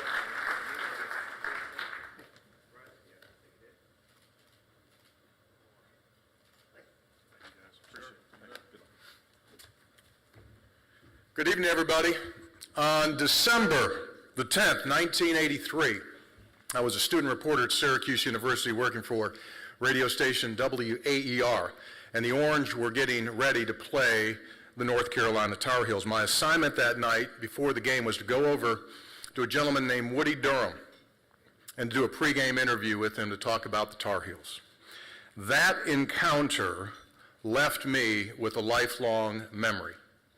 At that moment, I learned what it was to be the voice of a team. You are to be warm, you are to be courteous, professional, and if possible, nattily attired. And among my takeaways that night was that is how you're supposed to do that job. 13 years later, I was broadcasting for West Virginia, the Gator Bowl, against North Carolina, and Woody Durham was a pane of glass away from me. And I looked over there, and that was a full circle moment. He was and has always been an inspiration to do what it is that I am doing, a true role model.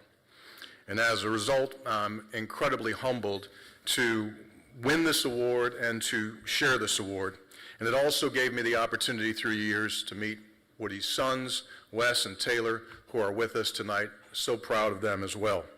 And it's also a great honor tonight to be here as we honor Sean McDonough as the National Sportscaster of the Year. His depth of broadcasting over the last 40 plus years has been extraordinary, and I am pleased to say that I was there at the very, very beginning. We were suite mates at Syracuse University.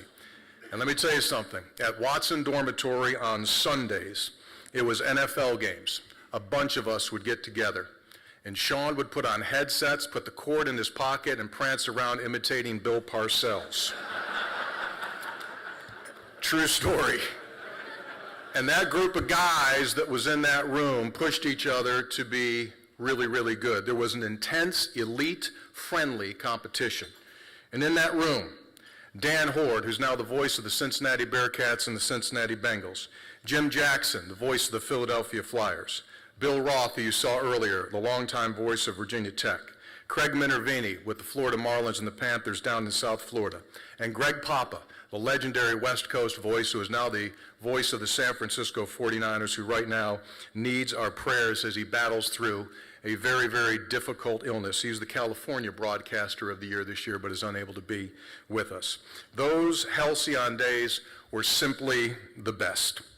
And I'll close by saying this. Anyone who lives in this broadcast world or in the sportswriter world knows that you have to have an incredible support system to do that, and I have had the biggest blessing my entire life. This is a great business, as you all know, but it's also a silly business.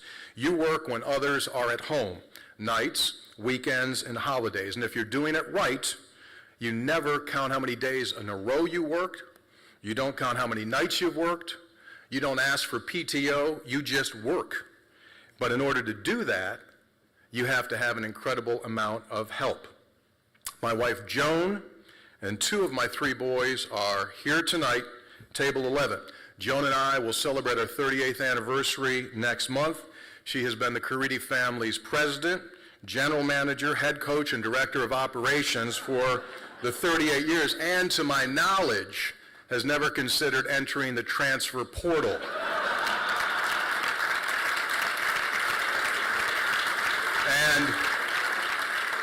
And quite honestly, I would not be here tonight without her. Matthew and Andrew, we have twin boys, are here. Andrew, for some reason, also decided to be a play-by-play announcer, and he's really, really good, which makes me really, really proud. My son Matthew can do all the things that I can't do. True story, I got a D in art as a first grader. I got a D in art as a first grader. I don't know if I was eating the paste or what the hell the deal was, but Matthew is an artist, he's a creative, and he makes great stuff. So I guess the gene skipped a generation. I close by humbly saying thank you guys so very, very much. I congratulate all of the award winners. It has been an absolute honor to be with you here tonight. Thank you very much.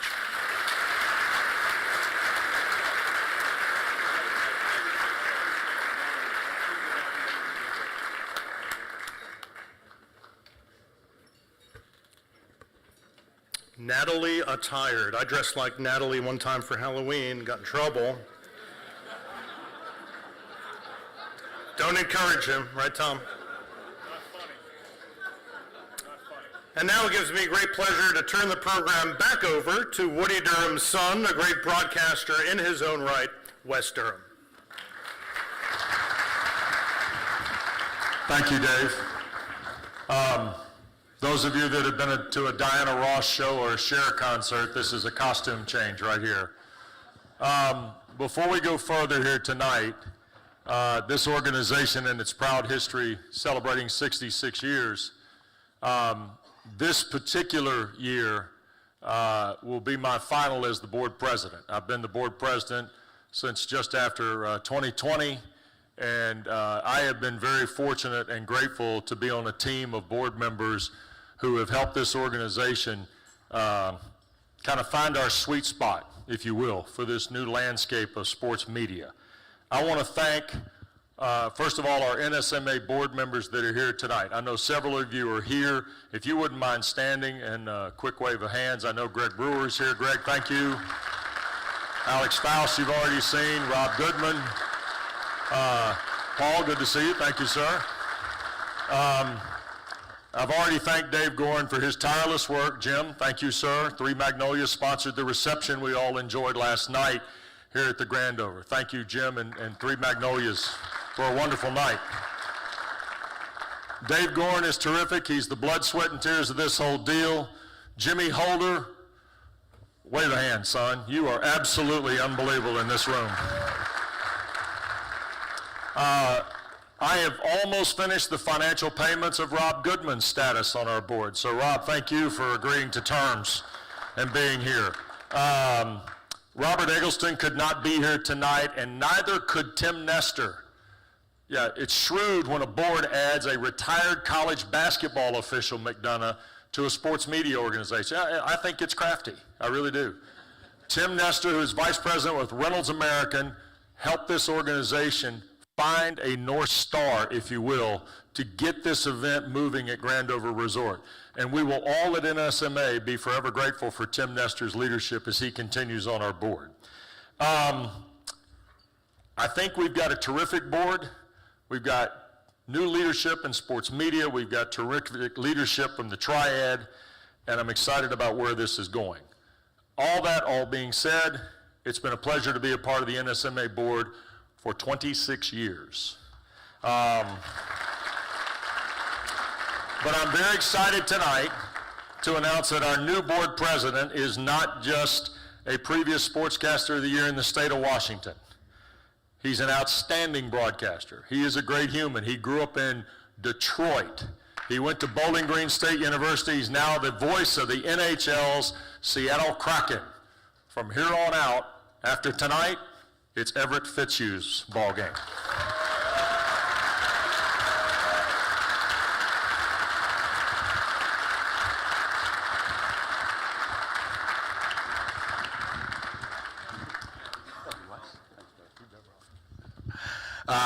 It's actually going to be July 1st. I got a couple days left, so we can still harp all the praise and adulation on the Wes as he deserves. Good evening, everyone. Thank you very much for those very kind words, Wes. And one more time, 26 years in the NSMA. A man that so many people in this room look up to. They look up to him. They look up to his father. They appreciate and love the work that he does, as do I. Thank you so much to the entire NSMA board, all of you, for believing in me to take on this tremendous honor. I want to welcome and congratulate again all of our winners, all of our first-time winners, tons of first-time winners here today, also the returning winners. And I think I would also be remiss if I did not thank and welcome all of our partners here today, the parents, the siblings, the spouses, the boyfriends, the girlfriends, the people who have sacrificed and who have supported us. I know my wife and my son are at the top of that list for me. They allow us to live in this fantasy world known as sports media. And they are there to support us. They're there to pick up the pieces when sometimes we need. This world, this media landscape is changing, as a lot of you know, as a lot of you are experiencing right now. These last 5 to 10 years have been some of the most change-heavy times in our industry's history.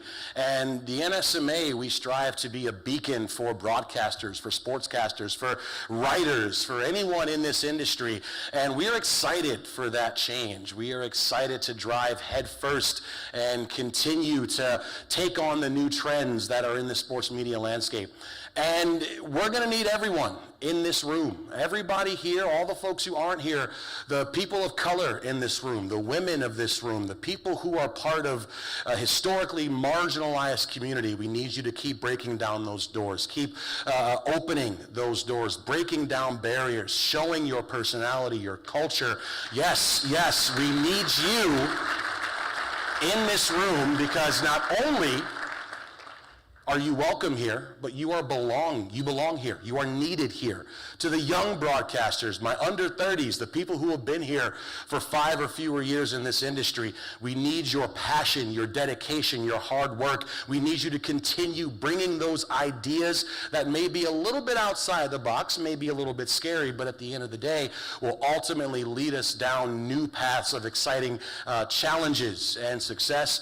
And to the OGs in this room, the folks who've been around the block 1 or 2 or 12 or 15 times in this room, continue to mentor us, to lead us, to teach us, to tell us your stories and of your successes and where the pitfalls are, because as much as we want to carve our own path, we need to celebrate and honor yours. And it doesn't stop there. To all of the people in this room who aren't in this room, who are high school sports broadcasters, you're covering your local communities, you're telling those stories, those colleges, whether you're a member of a Power 4 team or a Big 4 team, we need you. We're going to be leaning on you. This is an organization for you. We are here for you, and it is you that is going to help make us better and help lead us into this changing landscape that is sports media. So thank you very much. I am excited. I am honored to be up here. I am honored to be stepping into the big shoes of Wes Durham as the next board president. Thank you very much.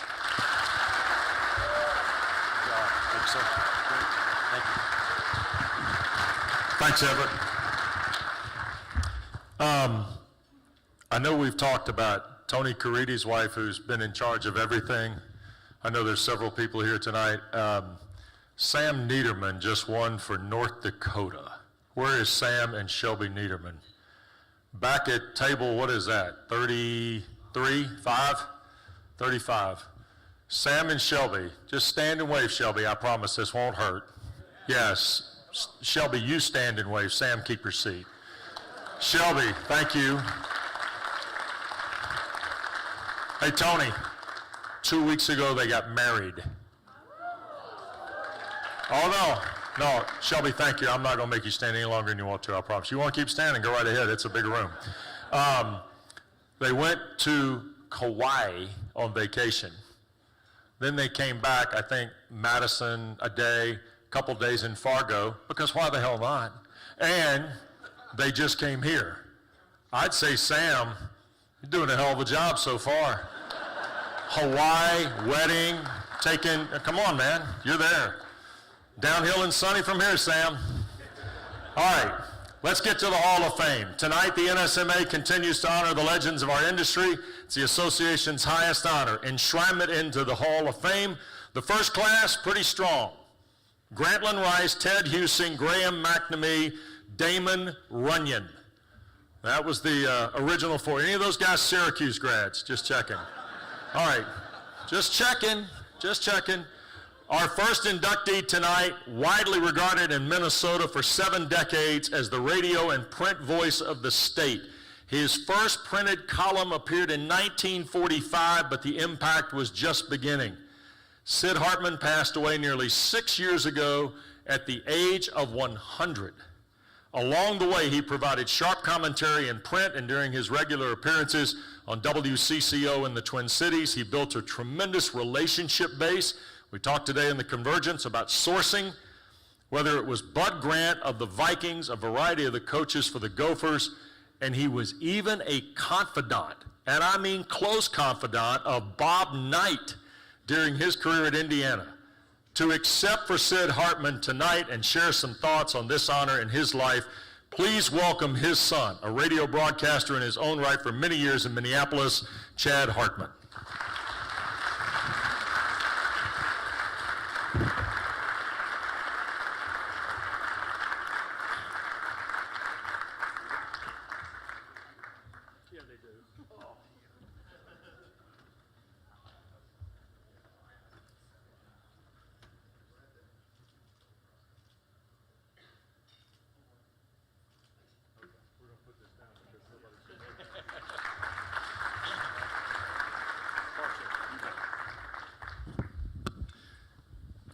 Congratulations. Thank you so much. I want to make sure I got my math right here. Your dad lived to be 100. If I add up the newspaper delivery business, he had a 91-year career in the newspaper business. Is that right? That is correct. There are so many remarkable stories that have already been told tonight. I will add part from my father that he grew up in North Minneapolis. His father at the time did not speak any English, didn't recognize English. His mother ran an apparel shop. He had 2 brothers and a sister. They shared one room, and his father struggled with alcohol, and they needed money. And my father, at the age of 9, started delivering newspapers, what was called then Newspaper Alley. And by the age of 12, he was already in the newsroom. By 12, he was in the newsroom. He did not graduate high school. He finished up when he was a junior and decided to go to work. And by that time, without a high school education, without college, he started at what is now the Tribune, the Star Tribune.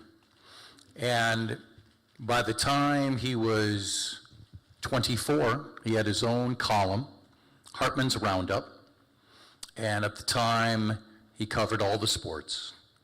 And he kept writing the column until October 16th of 2020. That was the final column he wrote, with assistance at the age of 100, with his great confidant, Jeff Day. And then 2 days later, the column was posted in the paper, and he would pass away surrounded by family with the column in the paper that day. It's an amazing career.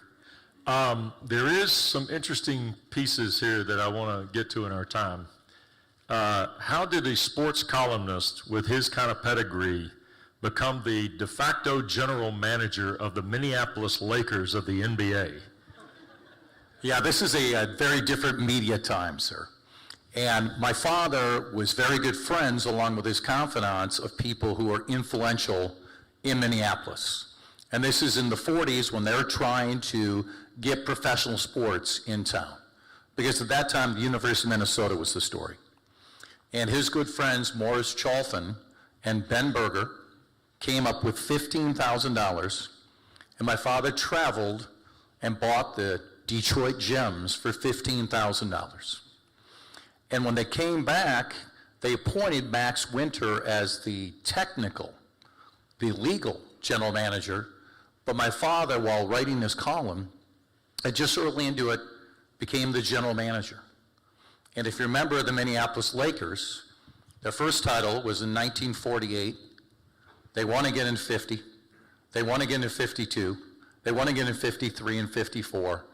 So when the Los Angeles Lakers talk about the titles they've won, they've got to thank a young man who was a big factor in that with the Lakers, with George Mikan. And in fact, one of the individuals my father would sign at the time was a player who had went to the U of M, had been a Canadian football player, who would turn out to be a pretty good NFL head coach. He signed Bud Grant to the Minneapolis Lakers, who would then go on to become his closest friend throughout his life. So your dad, we said, was a confidant to all these people. Bud Grant, obviously the tie there. But the Bob Knight thing, Chad, and apparently like Knight would call and tell him this is getting ready to happen, and 2 days later your dad would write it and break news, right? I mean, was it that good? It was that good. I mean, Adrian's about to come up here, and no one has broken more NBA stories in the last 10 years than Adrian. My father developed this great relationship with so many people, including combative individuals like Bob Knight, George Steinbrenner, others who somehow he would defend no matter what our eyes and ears told us. And he would come up with some reason to do that, but scoops became a part of his life. That's what drove him every single day. And every day, he would wake up wherever he lived, and he would have a rotation, whether it was the University of Minnesota, whether it was the Vikings office, whether it was the Timberwolves when they came to play, or the North Stars, and the Minnesota Wild, and the Twins, obviously. And that drove him.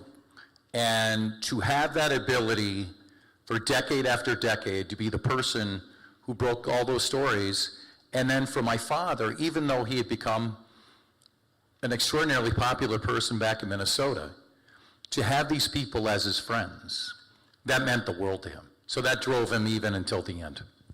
What's your final enduring memory of your dad's legacy? Obviously, you work in the industry, you're around it. What do you think his legacy is to the people of Minnesota and to this industry? That one is humbling for me because he made such an impact in so many ways. Part of his legacy is, I can't quite see him out here, but my son, Hunter Sidney Hartman, is here.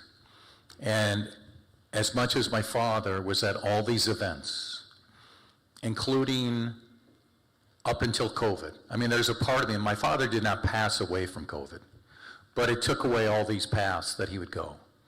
And I truly think the father and grandfather he was to us in the family, and that he was just such a staple in Minnesota, that anybody who's traveled to Minnesota, we're about to honor Sean. Sean's father, Will, was that type of person in the New England area, and if you paid any attention to media, whether it was in the 40s all the way through October 18th, 2020, my father was a must-read or must-listen, and he would be extraordinarily touched that he was receiving such a great honor tonight. Chad, congratulations. Thank you very so much. much. You bet. You bet.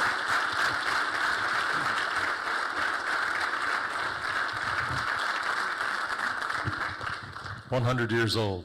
It's amazing. The NSMA Hall of Fame also sets precedent tonight. 8 years after his brother Bryant was enshrined, tonight Greg Gumbel joins his younger brother also as an inductee. The Gumbels become the first pair of brothers in the NSMA Hall of Fame. Greg Gumbel's career highly decorated. He was the first black announcer to broadcast a Super Bowl on network television when he called Super Bowl 35 in 2001. His career included 2 stints with CBS, sandwiched around a span of time when he worked at NBC. Along the way, he broadcasted nearly every major sporting event on the American landscape. Football and basketball games, studio host for both of those, and the Olympics for different networks. All in all, it's an amazing journey. Born in New Orleans, raised in Chicago, he was originally a hospital supplies businessman in Detroit before his career started at WMAQ. Stops at MSG, WFAN, and ESPN also on his resume. Cancer took Greg Gumbel from us in December of 2024 at the age of 78. The Gumbel family could not be here tonight in person. I know they're watching online from the state of Florida. Please welcome Greg Gumbel to the NSMA Hall of Fame.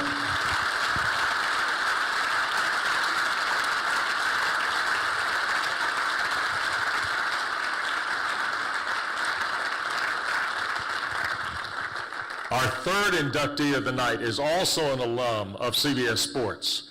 James Brown first appeared on national television as a basketball analyst for the NBA on CBS in 1984. He had the credentials to be an analyst because he played high school basketball at DeMatha for the great Morgan Wooten. By the way, James would go on to be all Ivy League 3 times at Harvard. But Phil Ford, if I recall, he almost chose North Carolina, didn't he? Coach Smith lost that one.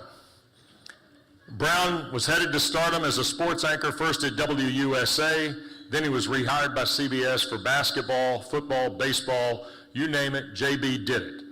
His IMDb card is solid. He was the host of the world's funniest home videos. He was on an episode of Married with Children, did 60 Minutes, CBS Sunday Morning, and was a backup anchor for the CBS Evening News in his career. Add it all up, James Brown is richly deserving of tonight's honor. Now, because of a prior commitment, he could not join us tonight, but he did want to share a brief message. To the Selection Committee of the National Sports Media Association, can I say I am privileged to be recognized as a Hall of Fame inductee. My only reaction is simply, wow. This was not something that was even thought about so many years ago when I didn't realize my dream of playing in the NBA after being drafted by the Atlanta Hawks. And when I reflect on the exceptional careers of those who are in this Hall of Fame, All I can say is, thank you, Jesus, for blessing me beyond my wildest dream. Knowing that this is an organization of nearly 1,000 members, I'd like to give you guys a tip of the cap for modeling a team-oriented mission in helping those who are passionate about pursuing a career in this industry in the way that you interact with them and allow them to glean from the best in the business. And finally, I'd like to congratulate Adrian, Wojnarowski, and the families of the iconic Sid Hartman, and my former CBS colleague, one of the finest human beings ever, Greg Gumbel, all who are being recognized posthumously. James Brown and the NSMA Hall of Fame.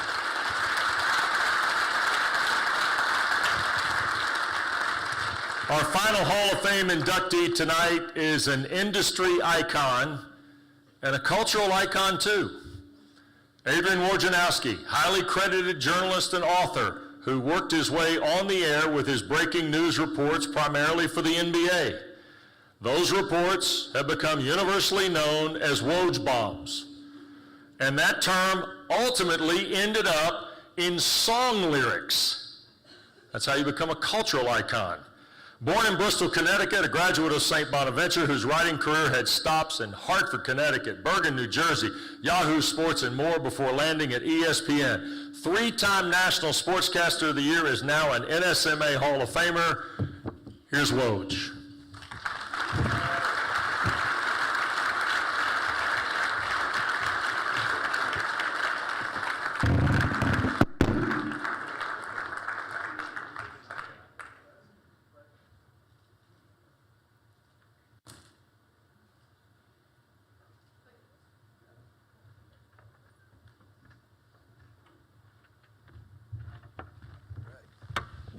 Athletic move to pick up the microphone.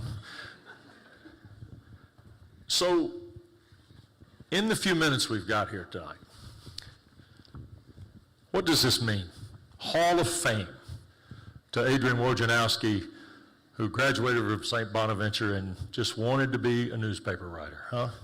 Well, it's, you look at the list of honorees, and you talked about the first class of, Damon Runyon, and, there's people you idolized, and they were bigger than life, the Frank DeFords and the Red Smiths, and then people, who I was lucky to get to know and work with, the Jackie McMullins and Mike Wilbons, and it's hard to even process it. And I, just today we were in the room, and I see the young people here, like journalism students from Austin P, and folks trying to make it in the business, and some of the state winners.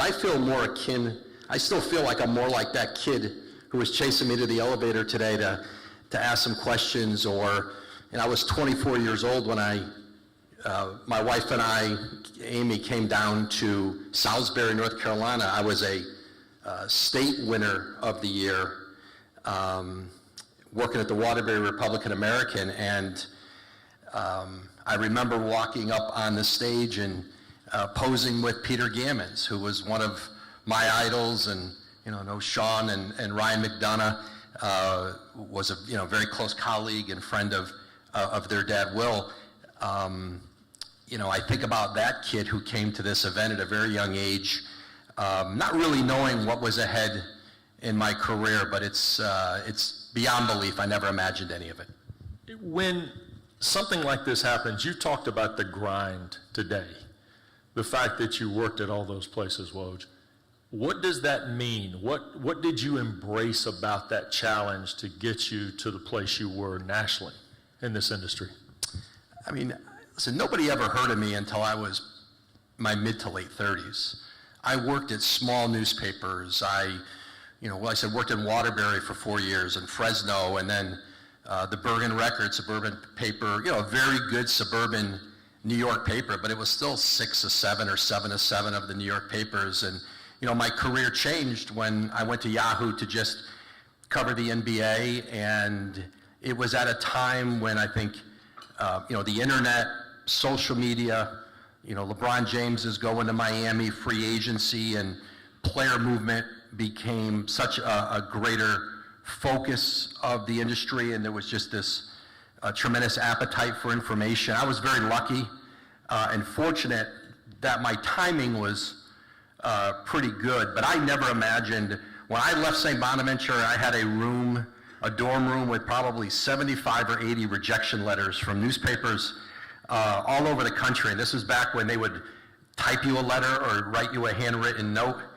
And I remember I just taped them to my wall. Every day I'd wake up and look at them. And, you know, I left school, graduated, I didn't have a job. And, you know, if you would have given me a 40-year contract at the Buffalo News or the Rochester Democrat and Chronicle, I would have signed it that day and then I'll stay here for the next 40 years. I never imagined that it would be anything more than being a newspaper reporter, and I thought that was the most glamorous life you could have, and I still think it is. What are you most proud of in your career? That I made one, and that I made my way, one thing that I think about a lot, and I thought of it this yesterday and today here, these events are great, and when you were younger and you'd be in a press box, you know, and you get to be around some of your idols and people that you read as a kid and you looked up to and you tried to emulate, and so many of them were so great to me. I think of Bob Ryan and, you know, as a young college basketball reporter, and John Feinstein when I was working on the Miracle of St. Anthony, and John had, you know, we were talking about Coach Knight, had written A Season on the Brink, and I was embarking on a similar type, spending a year with a high school basketball coach and Coach Hurley, and just how giving those guys were to me.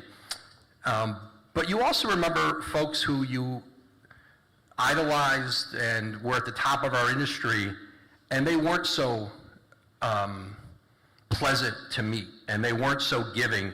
And I always tried to tell myself that I never wanted to have a young person be able to tell a story about me and how I interacted with them in a way that I could probably tell, and many of us in the room could probably tell about people we looked up to, that we, you know, that we just asked for a minute of their time or to ask a question. And I hope that I've been able to give that back to kids and young people and the people I've worked with. We're all lucky to get to do this, and while this honor is incredible, and you know, the national winners Ross and Sean are at the very top of their craft, you know, there's so many talented people in our industry. You know, if you're an NFL player, the very best make it. But I bet you, I know Coach Harbaugh would probably agree, the best 32 coaches in the football may not be in the NFL. They might be in high school, they might be in college. And this business is not different. You know, the state winners, I see, you know, David Teal and Dom Amore, and these are guys. I was an intern at the Hartford Courant as a young person, and Dom was somebody who was really good to me and I looked up to. There's so many people at the local level who've just done incredible work, who do incredible work. And I don't think success in this business is measured necessarily by the size of your outlet or the size of your audience. Is if your storytelling can resonate in a community and with people, just like a high school football coach or a high school basketball coach, you don't have to be in the NBA or the NFL to make that kind of impact. And this is the kind of event, when I see the people and the accomplishments and the work they've done come through. Cedric Golden in Texas, you know, people in Austin wake up every day to want to see what Cedric Golden wrote. And that's a real gift as a storyteller to be able to have. Absolutely. What's it like when you find out that Woj Bombs is a lyric in a rap song? You know, my daughter Annie had a pretty puzzled look on her face. I hadn't heard that. I should look that up. I do want to say, any of those folks in this room who've had any measure of success or longevity, it's because in many cases, and certainly mine, of your family and the people who support you. This is a very selfish business. in a lot of ways, and you spend a lot of time fixated and working on things very far away from your home, what's happening in your home every day, and so my wife Amy, who I met her at the student newspaper at St. Bonaventure, which is now our film room for basketball, and so which is great. And my kids, Ben and Annie, and my sister Brenda, and my nephew Eric, who are here. I've been so fortunate to have support, and I missed a lot of stuff in this job and in this profession, and there was a great NBA general manager, Donnie Walsh, with the Indiana Pacers, and a really wise man. And he had left the Knicks. He had been the general manager of the Knicks, the president, and he had moved on. And we were having a conversation one day, and I asked him a dumb question about legacy. And I said, geez, you know what, Donnie, like, I don't know that you get enough credit for what you did in New York and your time there and what you took over and what it was. And he just said, Adrian, legacy stuff is BS. He said, do you know what your legacy is? Do your kids still call you?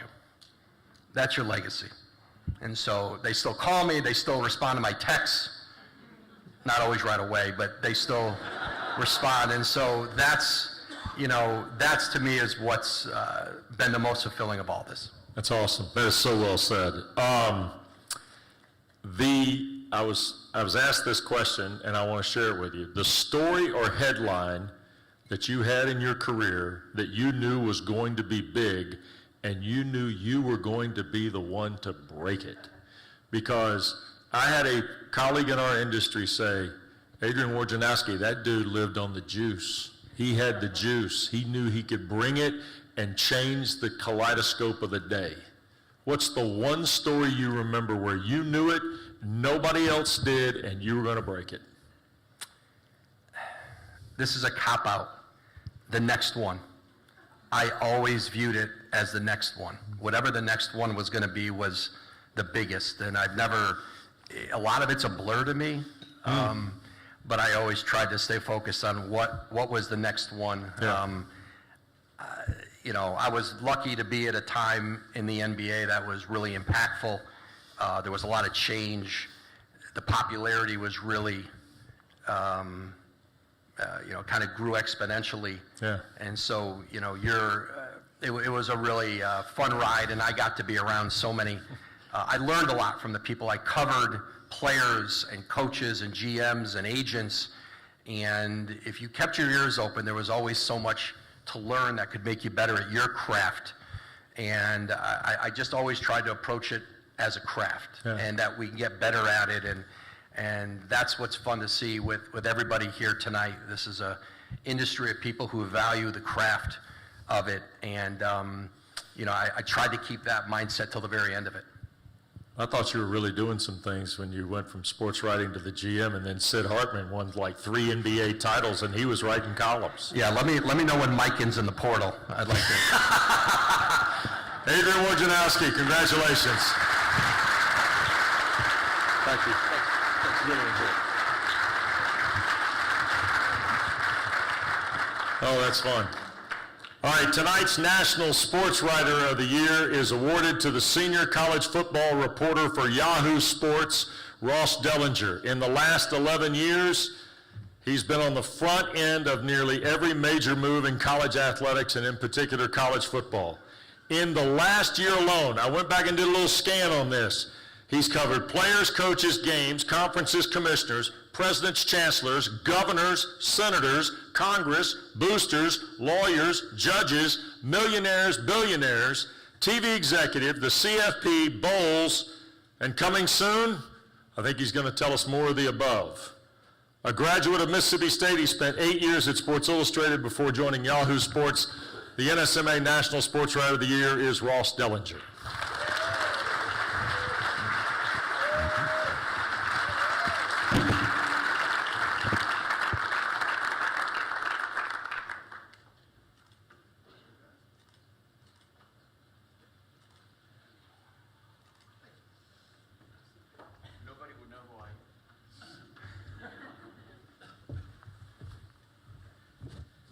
if we play our cards right, Ross's phone won't ring during our visit.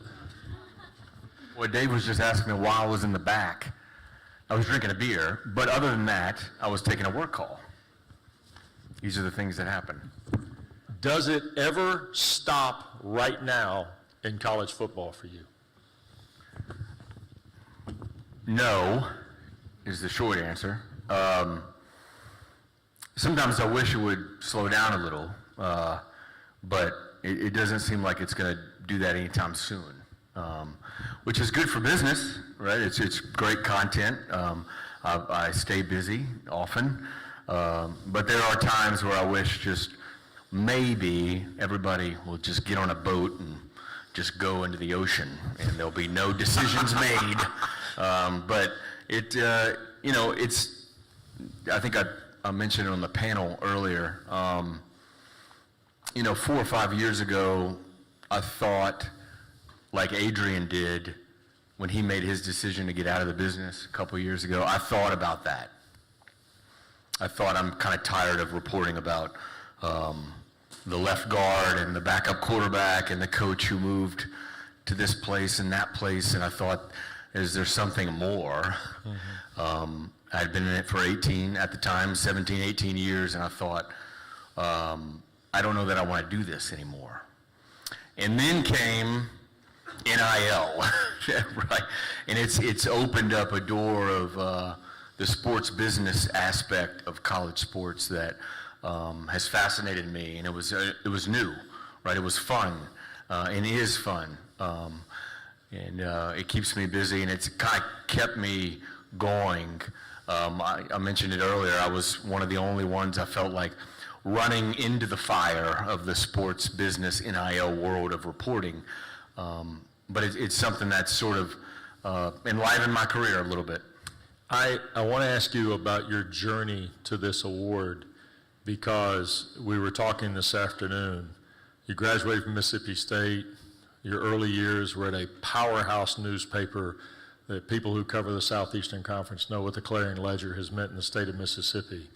What did that mean to Ross Dellenger, who was trying to find his path in this business? Well, there's a lot of people at table 4 here. One of them that I work with at the Clarion Ledger that I owe a lot to and I aspire to be like, which is Rick Cleveland. He was somebody I read as a kid and somebody I wanted to be like.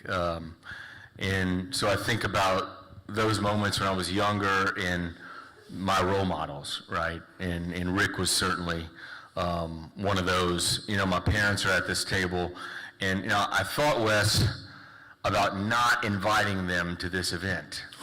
I didn't even tell them I won the award, and then my wife sort of was like, you should probably invite your parents. And then I thought, maybe she's right. Maybe I should invite the parents. Because they were, of course, the best parents ever. And the amount of money and resources and time they spent on me, they deserve to be at a function like this listening to their son talk about himself on a stage. So I hope they're having a good time. And my wife is here, and nobody has been more impactful to my career. She was a journalist for a long time and taught me a lot about reporting and not writing. And I said that to a panel earlier of young journalists. Every young kid in journalism wants to be a big feature writer and wants to write books when they should be focusing on developing relationships in reporting. And she taught me more probably than anybody about the art of reporting and digging and working, in writing really short sentences, too concise, which I still struggle with. And then there's 2, Jared and Ryan of Yahoo are here, and I won't have a better job ever than Yahoo. And that's the thing, you have to have not just a great family, friends, people you look up to. Everybody at this table represents that, but also a company that allows you the freedom to travel and spend a lot of their money, right, to build relationships and get information and get scoops and educate the public. I know you spent some time this afternoon talking about sourcing. I won't ask you to reveal sources or anything like that to this very small confined room of people or those that might be watching on a video stream. But I will ask this. My opinion is you're the most trusted voice on this topic, have been and moving forward will be. What's the future, in your opinion, of college athletics? Oh, Wes, come on. It's just a closing question. It's really not long form at all. You know, I don't think, and I mentioned this earlier, I don't think there will be stability in college athletics for a long, long time. And that's one of the questions I get a lot is when will it stabilize, right? When will the NIL stabilize? When will everything be back to normal? Where during the off season, I'm writing about coaches and players and not congressional hearings and state laws. Never is the answer. It'll never be back to that. And just because it's different doesn't mean it's bad. And it's an evolution that college athletics is going through right now. And for me, like I mentioned earlier, it's fascinating to cover. It's a very new topic. And I know everybody doesn't love where college athletics is. They may not know where college athletics is going, but everybody should embrace this is the reality and you can't change it. And some of the people that are running college athletics probably need to look at themselves in the mirror and say the same thing. The money is so big at the top of college football and men's basketball, the reality is it's heading toward a semi-pro entity and there's no going back, right? And so I don't know exactly how it'll look in a year, 3 years, or 5 years, but I know, Wes, it's going to keep me busy. And that's why you're the National Sportswriter of the Year. Ross Dellenger, everybody. Congratulations. It's really well done. Appreciate it. Yeah, you bet.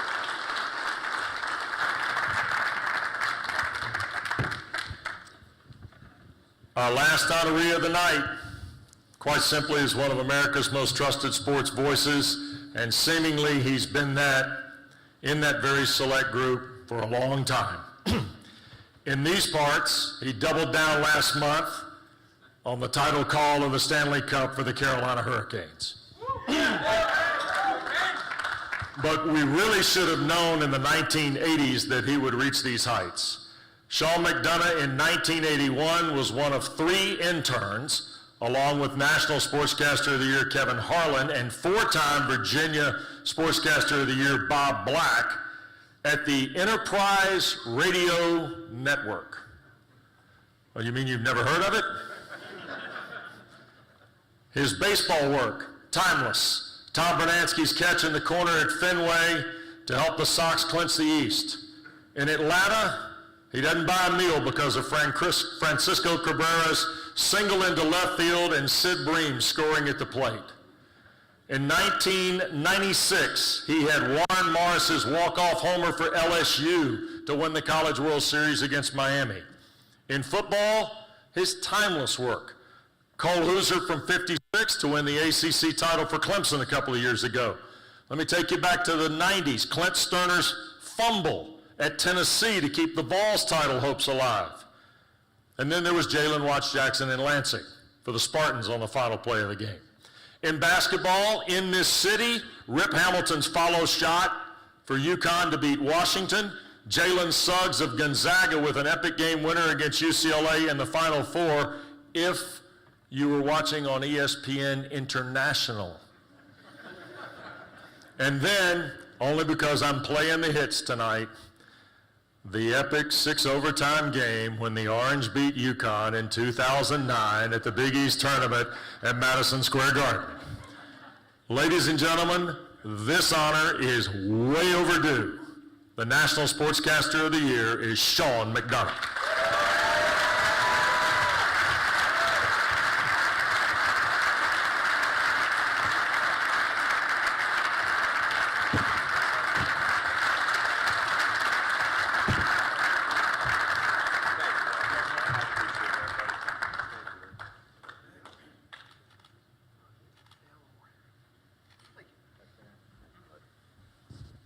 Have a seat, Mr. McDonough. Thank you.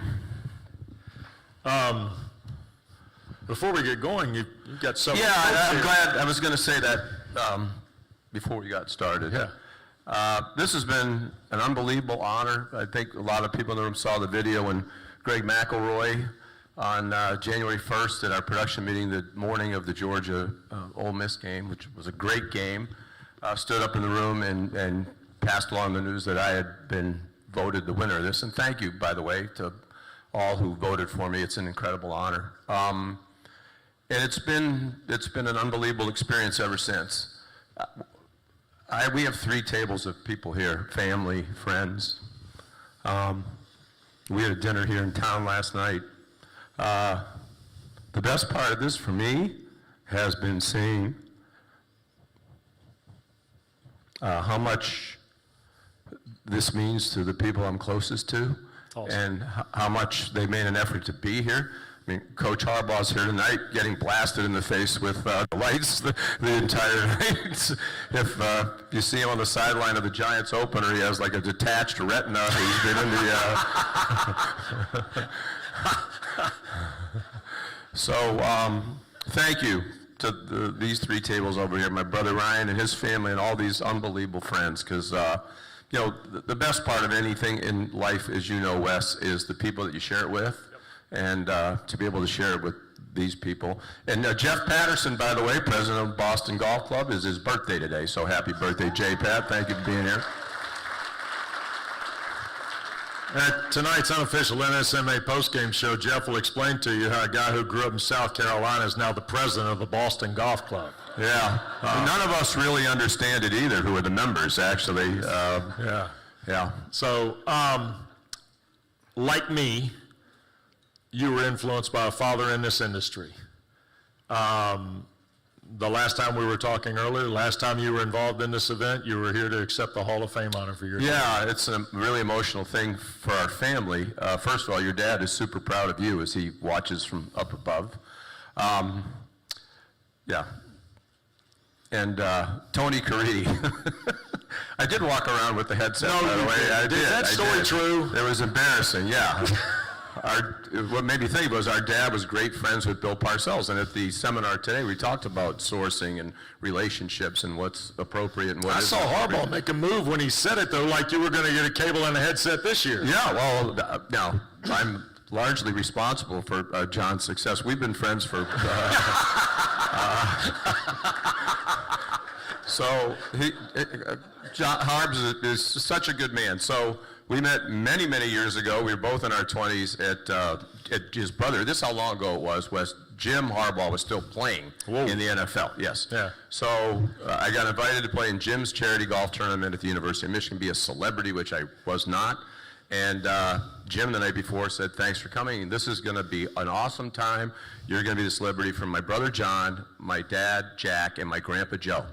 So drove around in the cart with John for 5 hours and became pals, and we've been great friends ever since. So I would go to some Ravens games, and they'd let me be on the sideline. And one time I went down for a game, and John handed me a stopwatch. And I said, well, what's that? He said, the league's cracking down. You know, people who are in the team area, you're supposed to have a responsibility. He said, so time the hang time on the punts. So I was like, okay. Here's this guy with all these great calls on television, and he's in charge of hang time.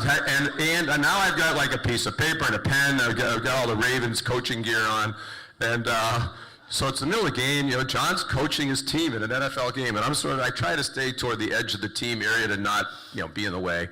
And John comes down, he takes his headset off, and he said, "You're taking this a little too seriously." So. Well, I was into it. I was a good hang time punter. One of your best roles ever. I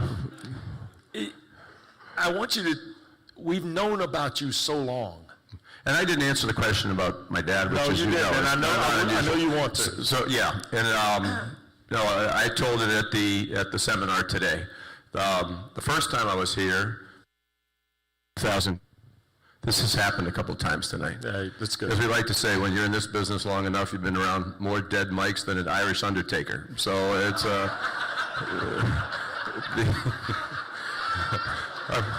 I'm kind of glad it crapped out again, so I got a chance to use the joke. You know, it's I figured some of the Raftery stuff would come out eventually here. Raft. Well, that was the second time I was here. Yeah. So 2003, my dad had been here many times as the Massachusetts Sportswriter of the Year. Yep.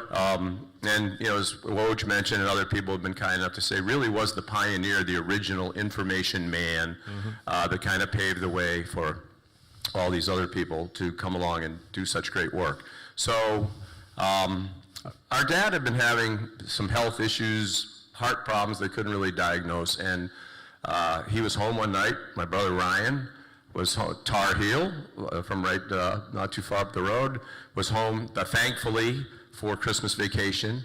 And my dad, you know, for as much as he was an information man, you know, he never checked his messages at the Globe, and for whatever reason that night he did. And when he hung up, he told Ryan that he had had a message from Barbara Lockhart, who, you know, was in charge of this organization. And thank you, Dave Gorn. I just want to add to what everybody else has said, man. You're amazing, and that your hard work that allows all of us to have a night like this is so appreciated. I can't possibly express it enough. So anyway, our dad, like, we found out that Dad won the Massachusetts Sportswriter of the Year award usually by reading about it in the paper, because he was the last person who ever, like, openly volunteered that. So anyway, he hung up the phone. He said to Ryan, "Oh, that's really great. You know, I just found out I'm going to be the Hall of Fame inductee," and it was meaningful to him because of, you know, some of the names you mentioned, Grantland Rice and so many of the others. He said it's really the greatest of the great, and I'm glad Sid Hartman is part of that too, because what an awesome man and what a legendary life and career. So anyway, January 9th, 2003, Ryan can correct me if it's wrong, but about 2 hours later, our dad dropped dead from cardiac amyloidosis, which we didn't know he had. He got diagnosed in the autopsy that the cardiologist asked our family to allow. So, and he had said to, you know, Ryan, when we all got to the hospital that night, we're all super emotional and in shock, but Ryan mentioned, by the way, you know, he died with a smile on his face, thanks to this organization. So it's really, really meaningful to be on this stage here with you, with that being our history, our family's history with the NSMA. No question.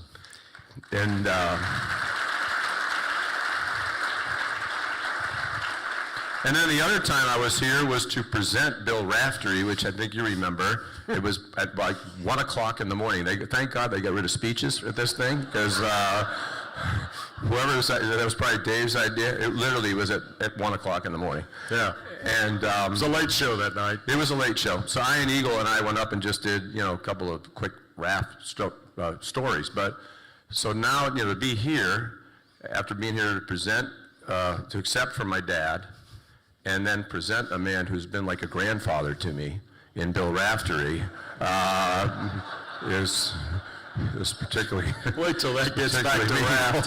Holy hell. Raftery. Yeah. At what point do you stop, like, calling people? What age do you stop calling people when you've had a few beverages, like, late at night? Raftery is 82, and I still get the, "What are you doing?" You know, it's like... Like most of America, I'm sleeping right now at this hour, but anyway, sorry. No. You've had, as I was going to say here in closing, you've had such a remarkable... Oh, we're not closing. We're just getting started. Well, I waited 46 years to get up here, man. It's like I feel... Holy moly. Oh, my God. So you've had this, like, the moment of Rip Hamilton in Greensboro, Cabrera. That was awesome. I mean, yeah. Is there one that you go, you know what, got that one right? You know, it's funny. Some of them I didn't think I got right. We talked a little bit about that today. Yeah, the Rip Hamilton thing here was awesome. That was right here. The first one of my kind of infamous voice cracks was the 1992 Sid Bream game that you referenced. And it was the first time that I remember my voice kind of cracking on a big play. And I was the youngest person at the time. Yep. Ever to do the World Series, but, you know, I replaced Jack Buck, which I still can't wrap my mind around, because to me, he's one of the very greatest of all time. And then a couple of years later, Joe Buck became the youngest person ever to do the World Series, which is really cool. So anyway, it's one of the great games in baseball history. Game 7 of the 1992 National League Championship Series. Pirates are ahead 2-0. It's kind of the last go-round for them with that group. You know, the financial ramifications. You knew that Nucleus wasn't going to stay together.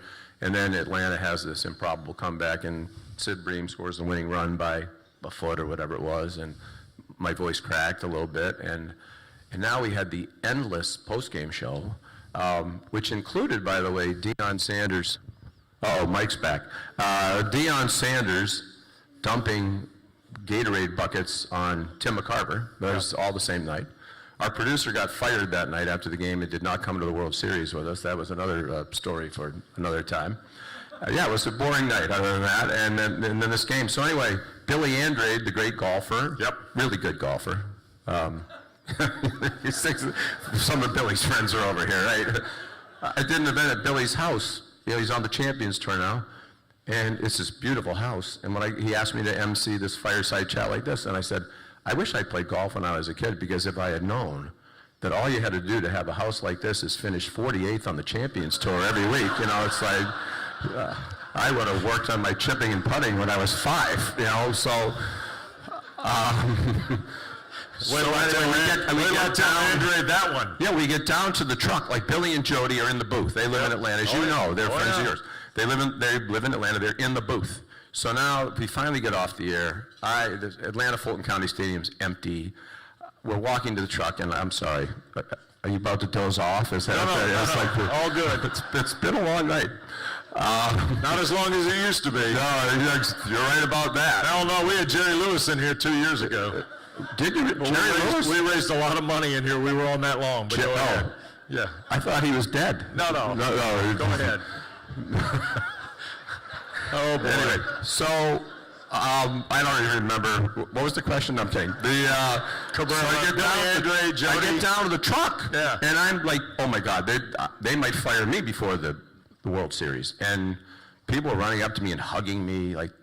That was so perfect for the moment. You know, you really nailed that, and what a great call. And I do think, if I could be serious for 1 second, like the play-by-play people who want to do this or are doing it, like your call should match the moment, right? And like the Michigan State thing, you know, is another voice crack. And I'm sorry, it's not a great memory for the Harbaugh family, actually, now that I think about it. But you know, it should just match the moment. So that's probably the one that I remember the most, the Sid Bream. That's awesome. And I talked to these students, like, what was the most exciting game you ever called? Well, it was in 1992, you know, and I'll give you the look like, you know, trying to do the math of how long ago that was. It was long before any of them were born. This is long overdue. Congratulations. You're the man. Sean McDonough, Thank you, everybody. Thanks again. And thanks for your 26 years, man. Awesome. God bless you. Thank you. You too. Over here, Sean. Sean, got to go here. Stock photos. Yeah.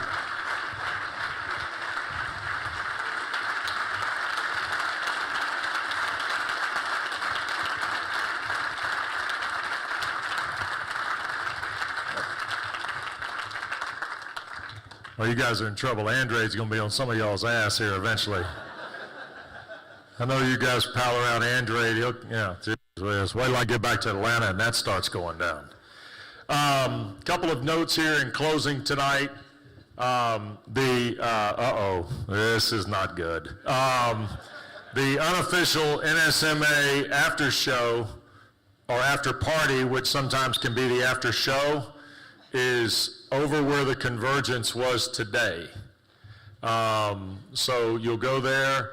Apparently there's a rumor the first round might be on the house. It might not. It depends. Otherwise, it's a cash bar. We look forward to seeing everybody there. All right, I'm just handing the microphone. Borrow that. So 26 years on the board, the last 6 now as 5.5. As the board president, the the board chair, there we go. Thank you so much for your service to this board.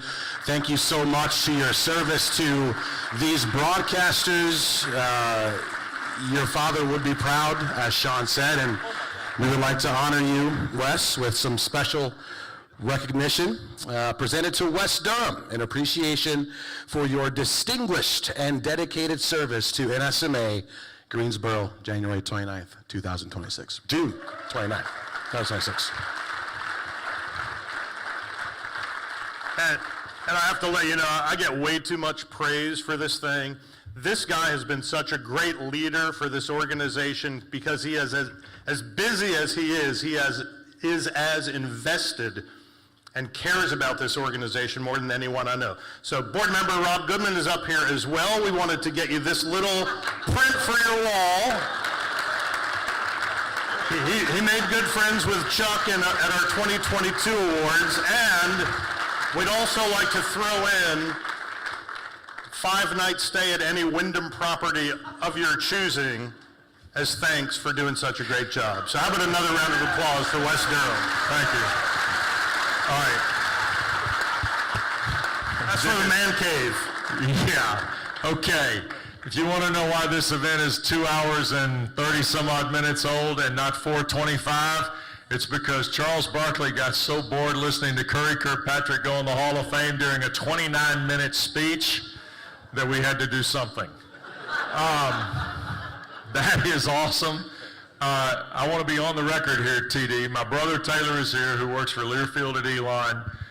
My mom Jean, who's got a lot of opinions, Ross, on NIL and roster volatility for an 85-year-old woman. She got a lot of thoughts, a whole lot of thoughts. But most importantly, Tony, my boss, Vicky, is at home in Cartersville, Georgia. She deserves a ton of credit for this. She is my inspiration to do this. I will share this quickly. I said it last night. This organization changed my life in 1987. I came here as a rising senior at Mighty Elon, which is just south of Syracuse in the School of Communications. And my dad was winning the North Carolina Sportscaster of the Year for, it wasn't the 13th time, but it was in the neighborhood.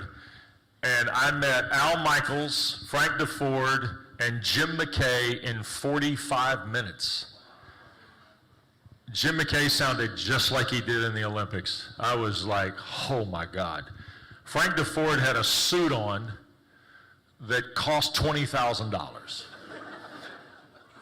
Alex Faust, Tyler Reedy, Al Michaels told me to be an accountant. This has been a blessing to be a part of this. I look forward to seeing you all again sometime in the near future at this event. Congratulations to all of our winners, national, state, Hall of Famers tonight. Safe travels home tomorrow. Yes? We want to ask Sean, Ross, and Woj to come up on stage. Final pictures, yes. For some final group photos. So thank you all. Come on up. Thank you all.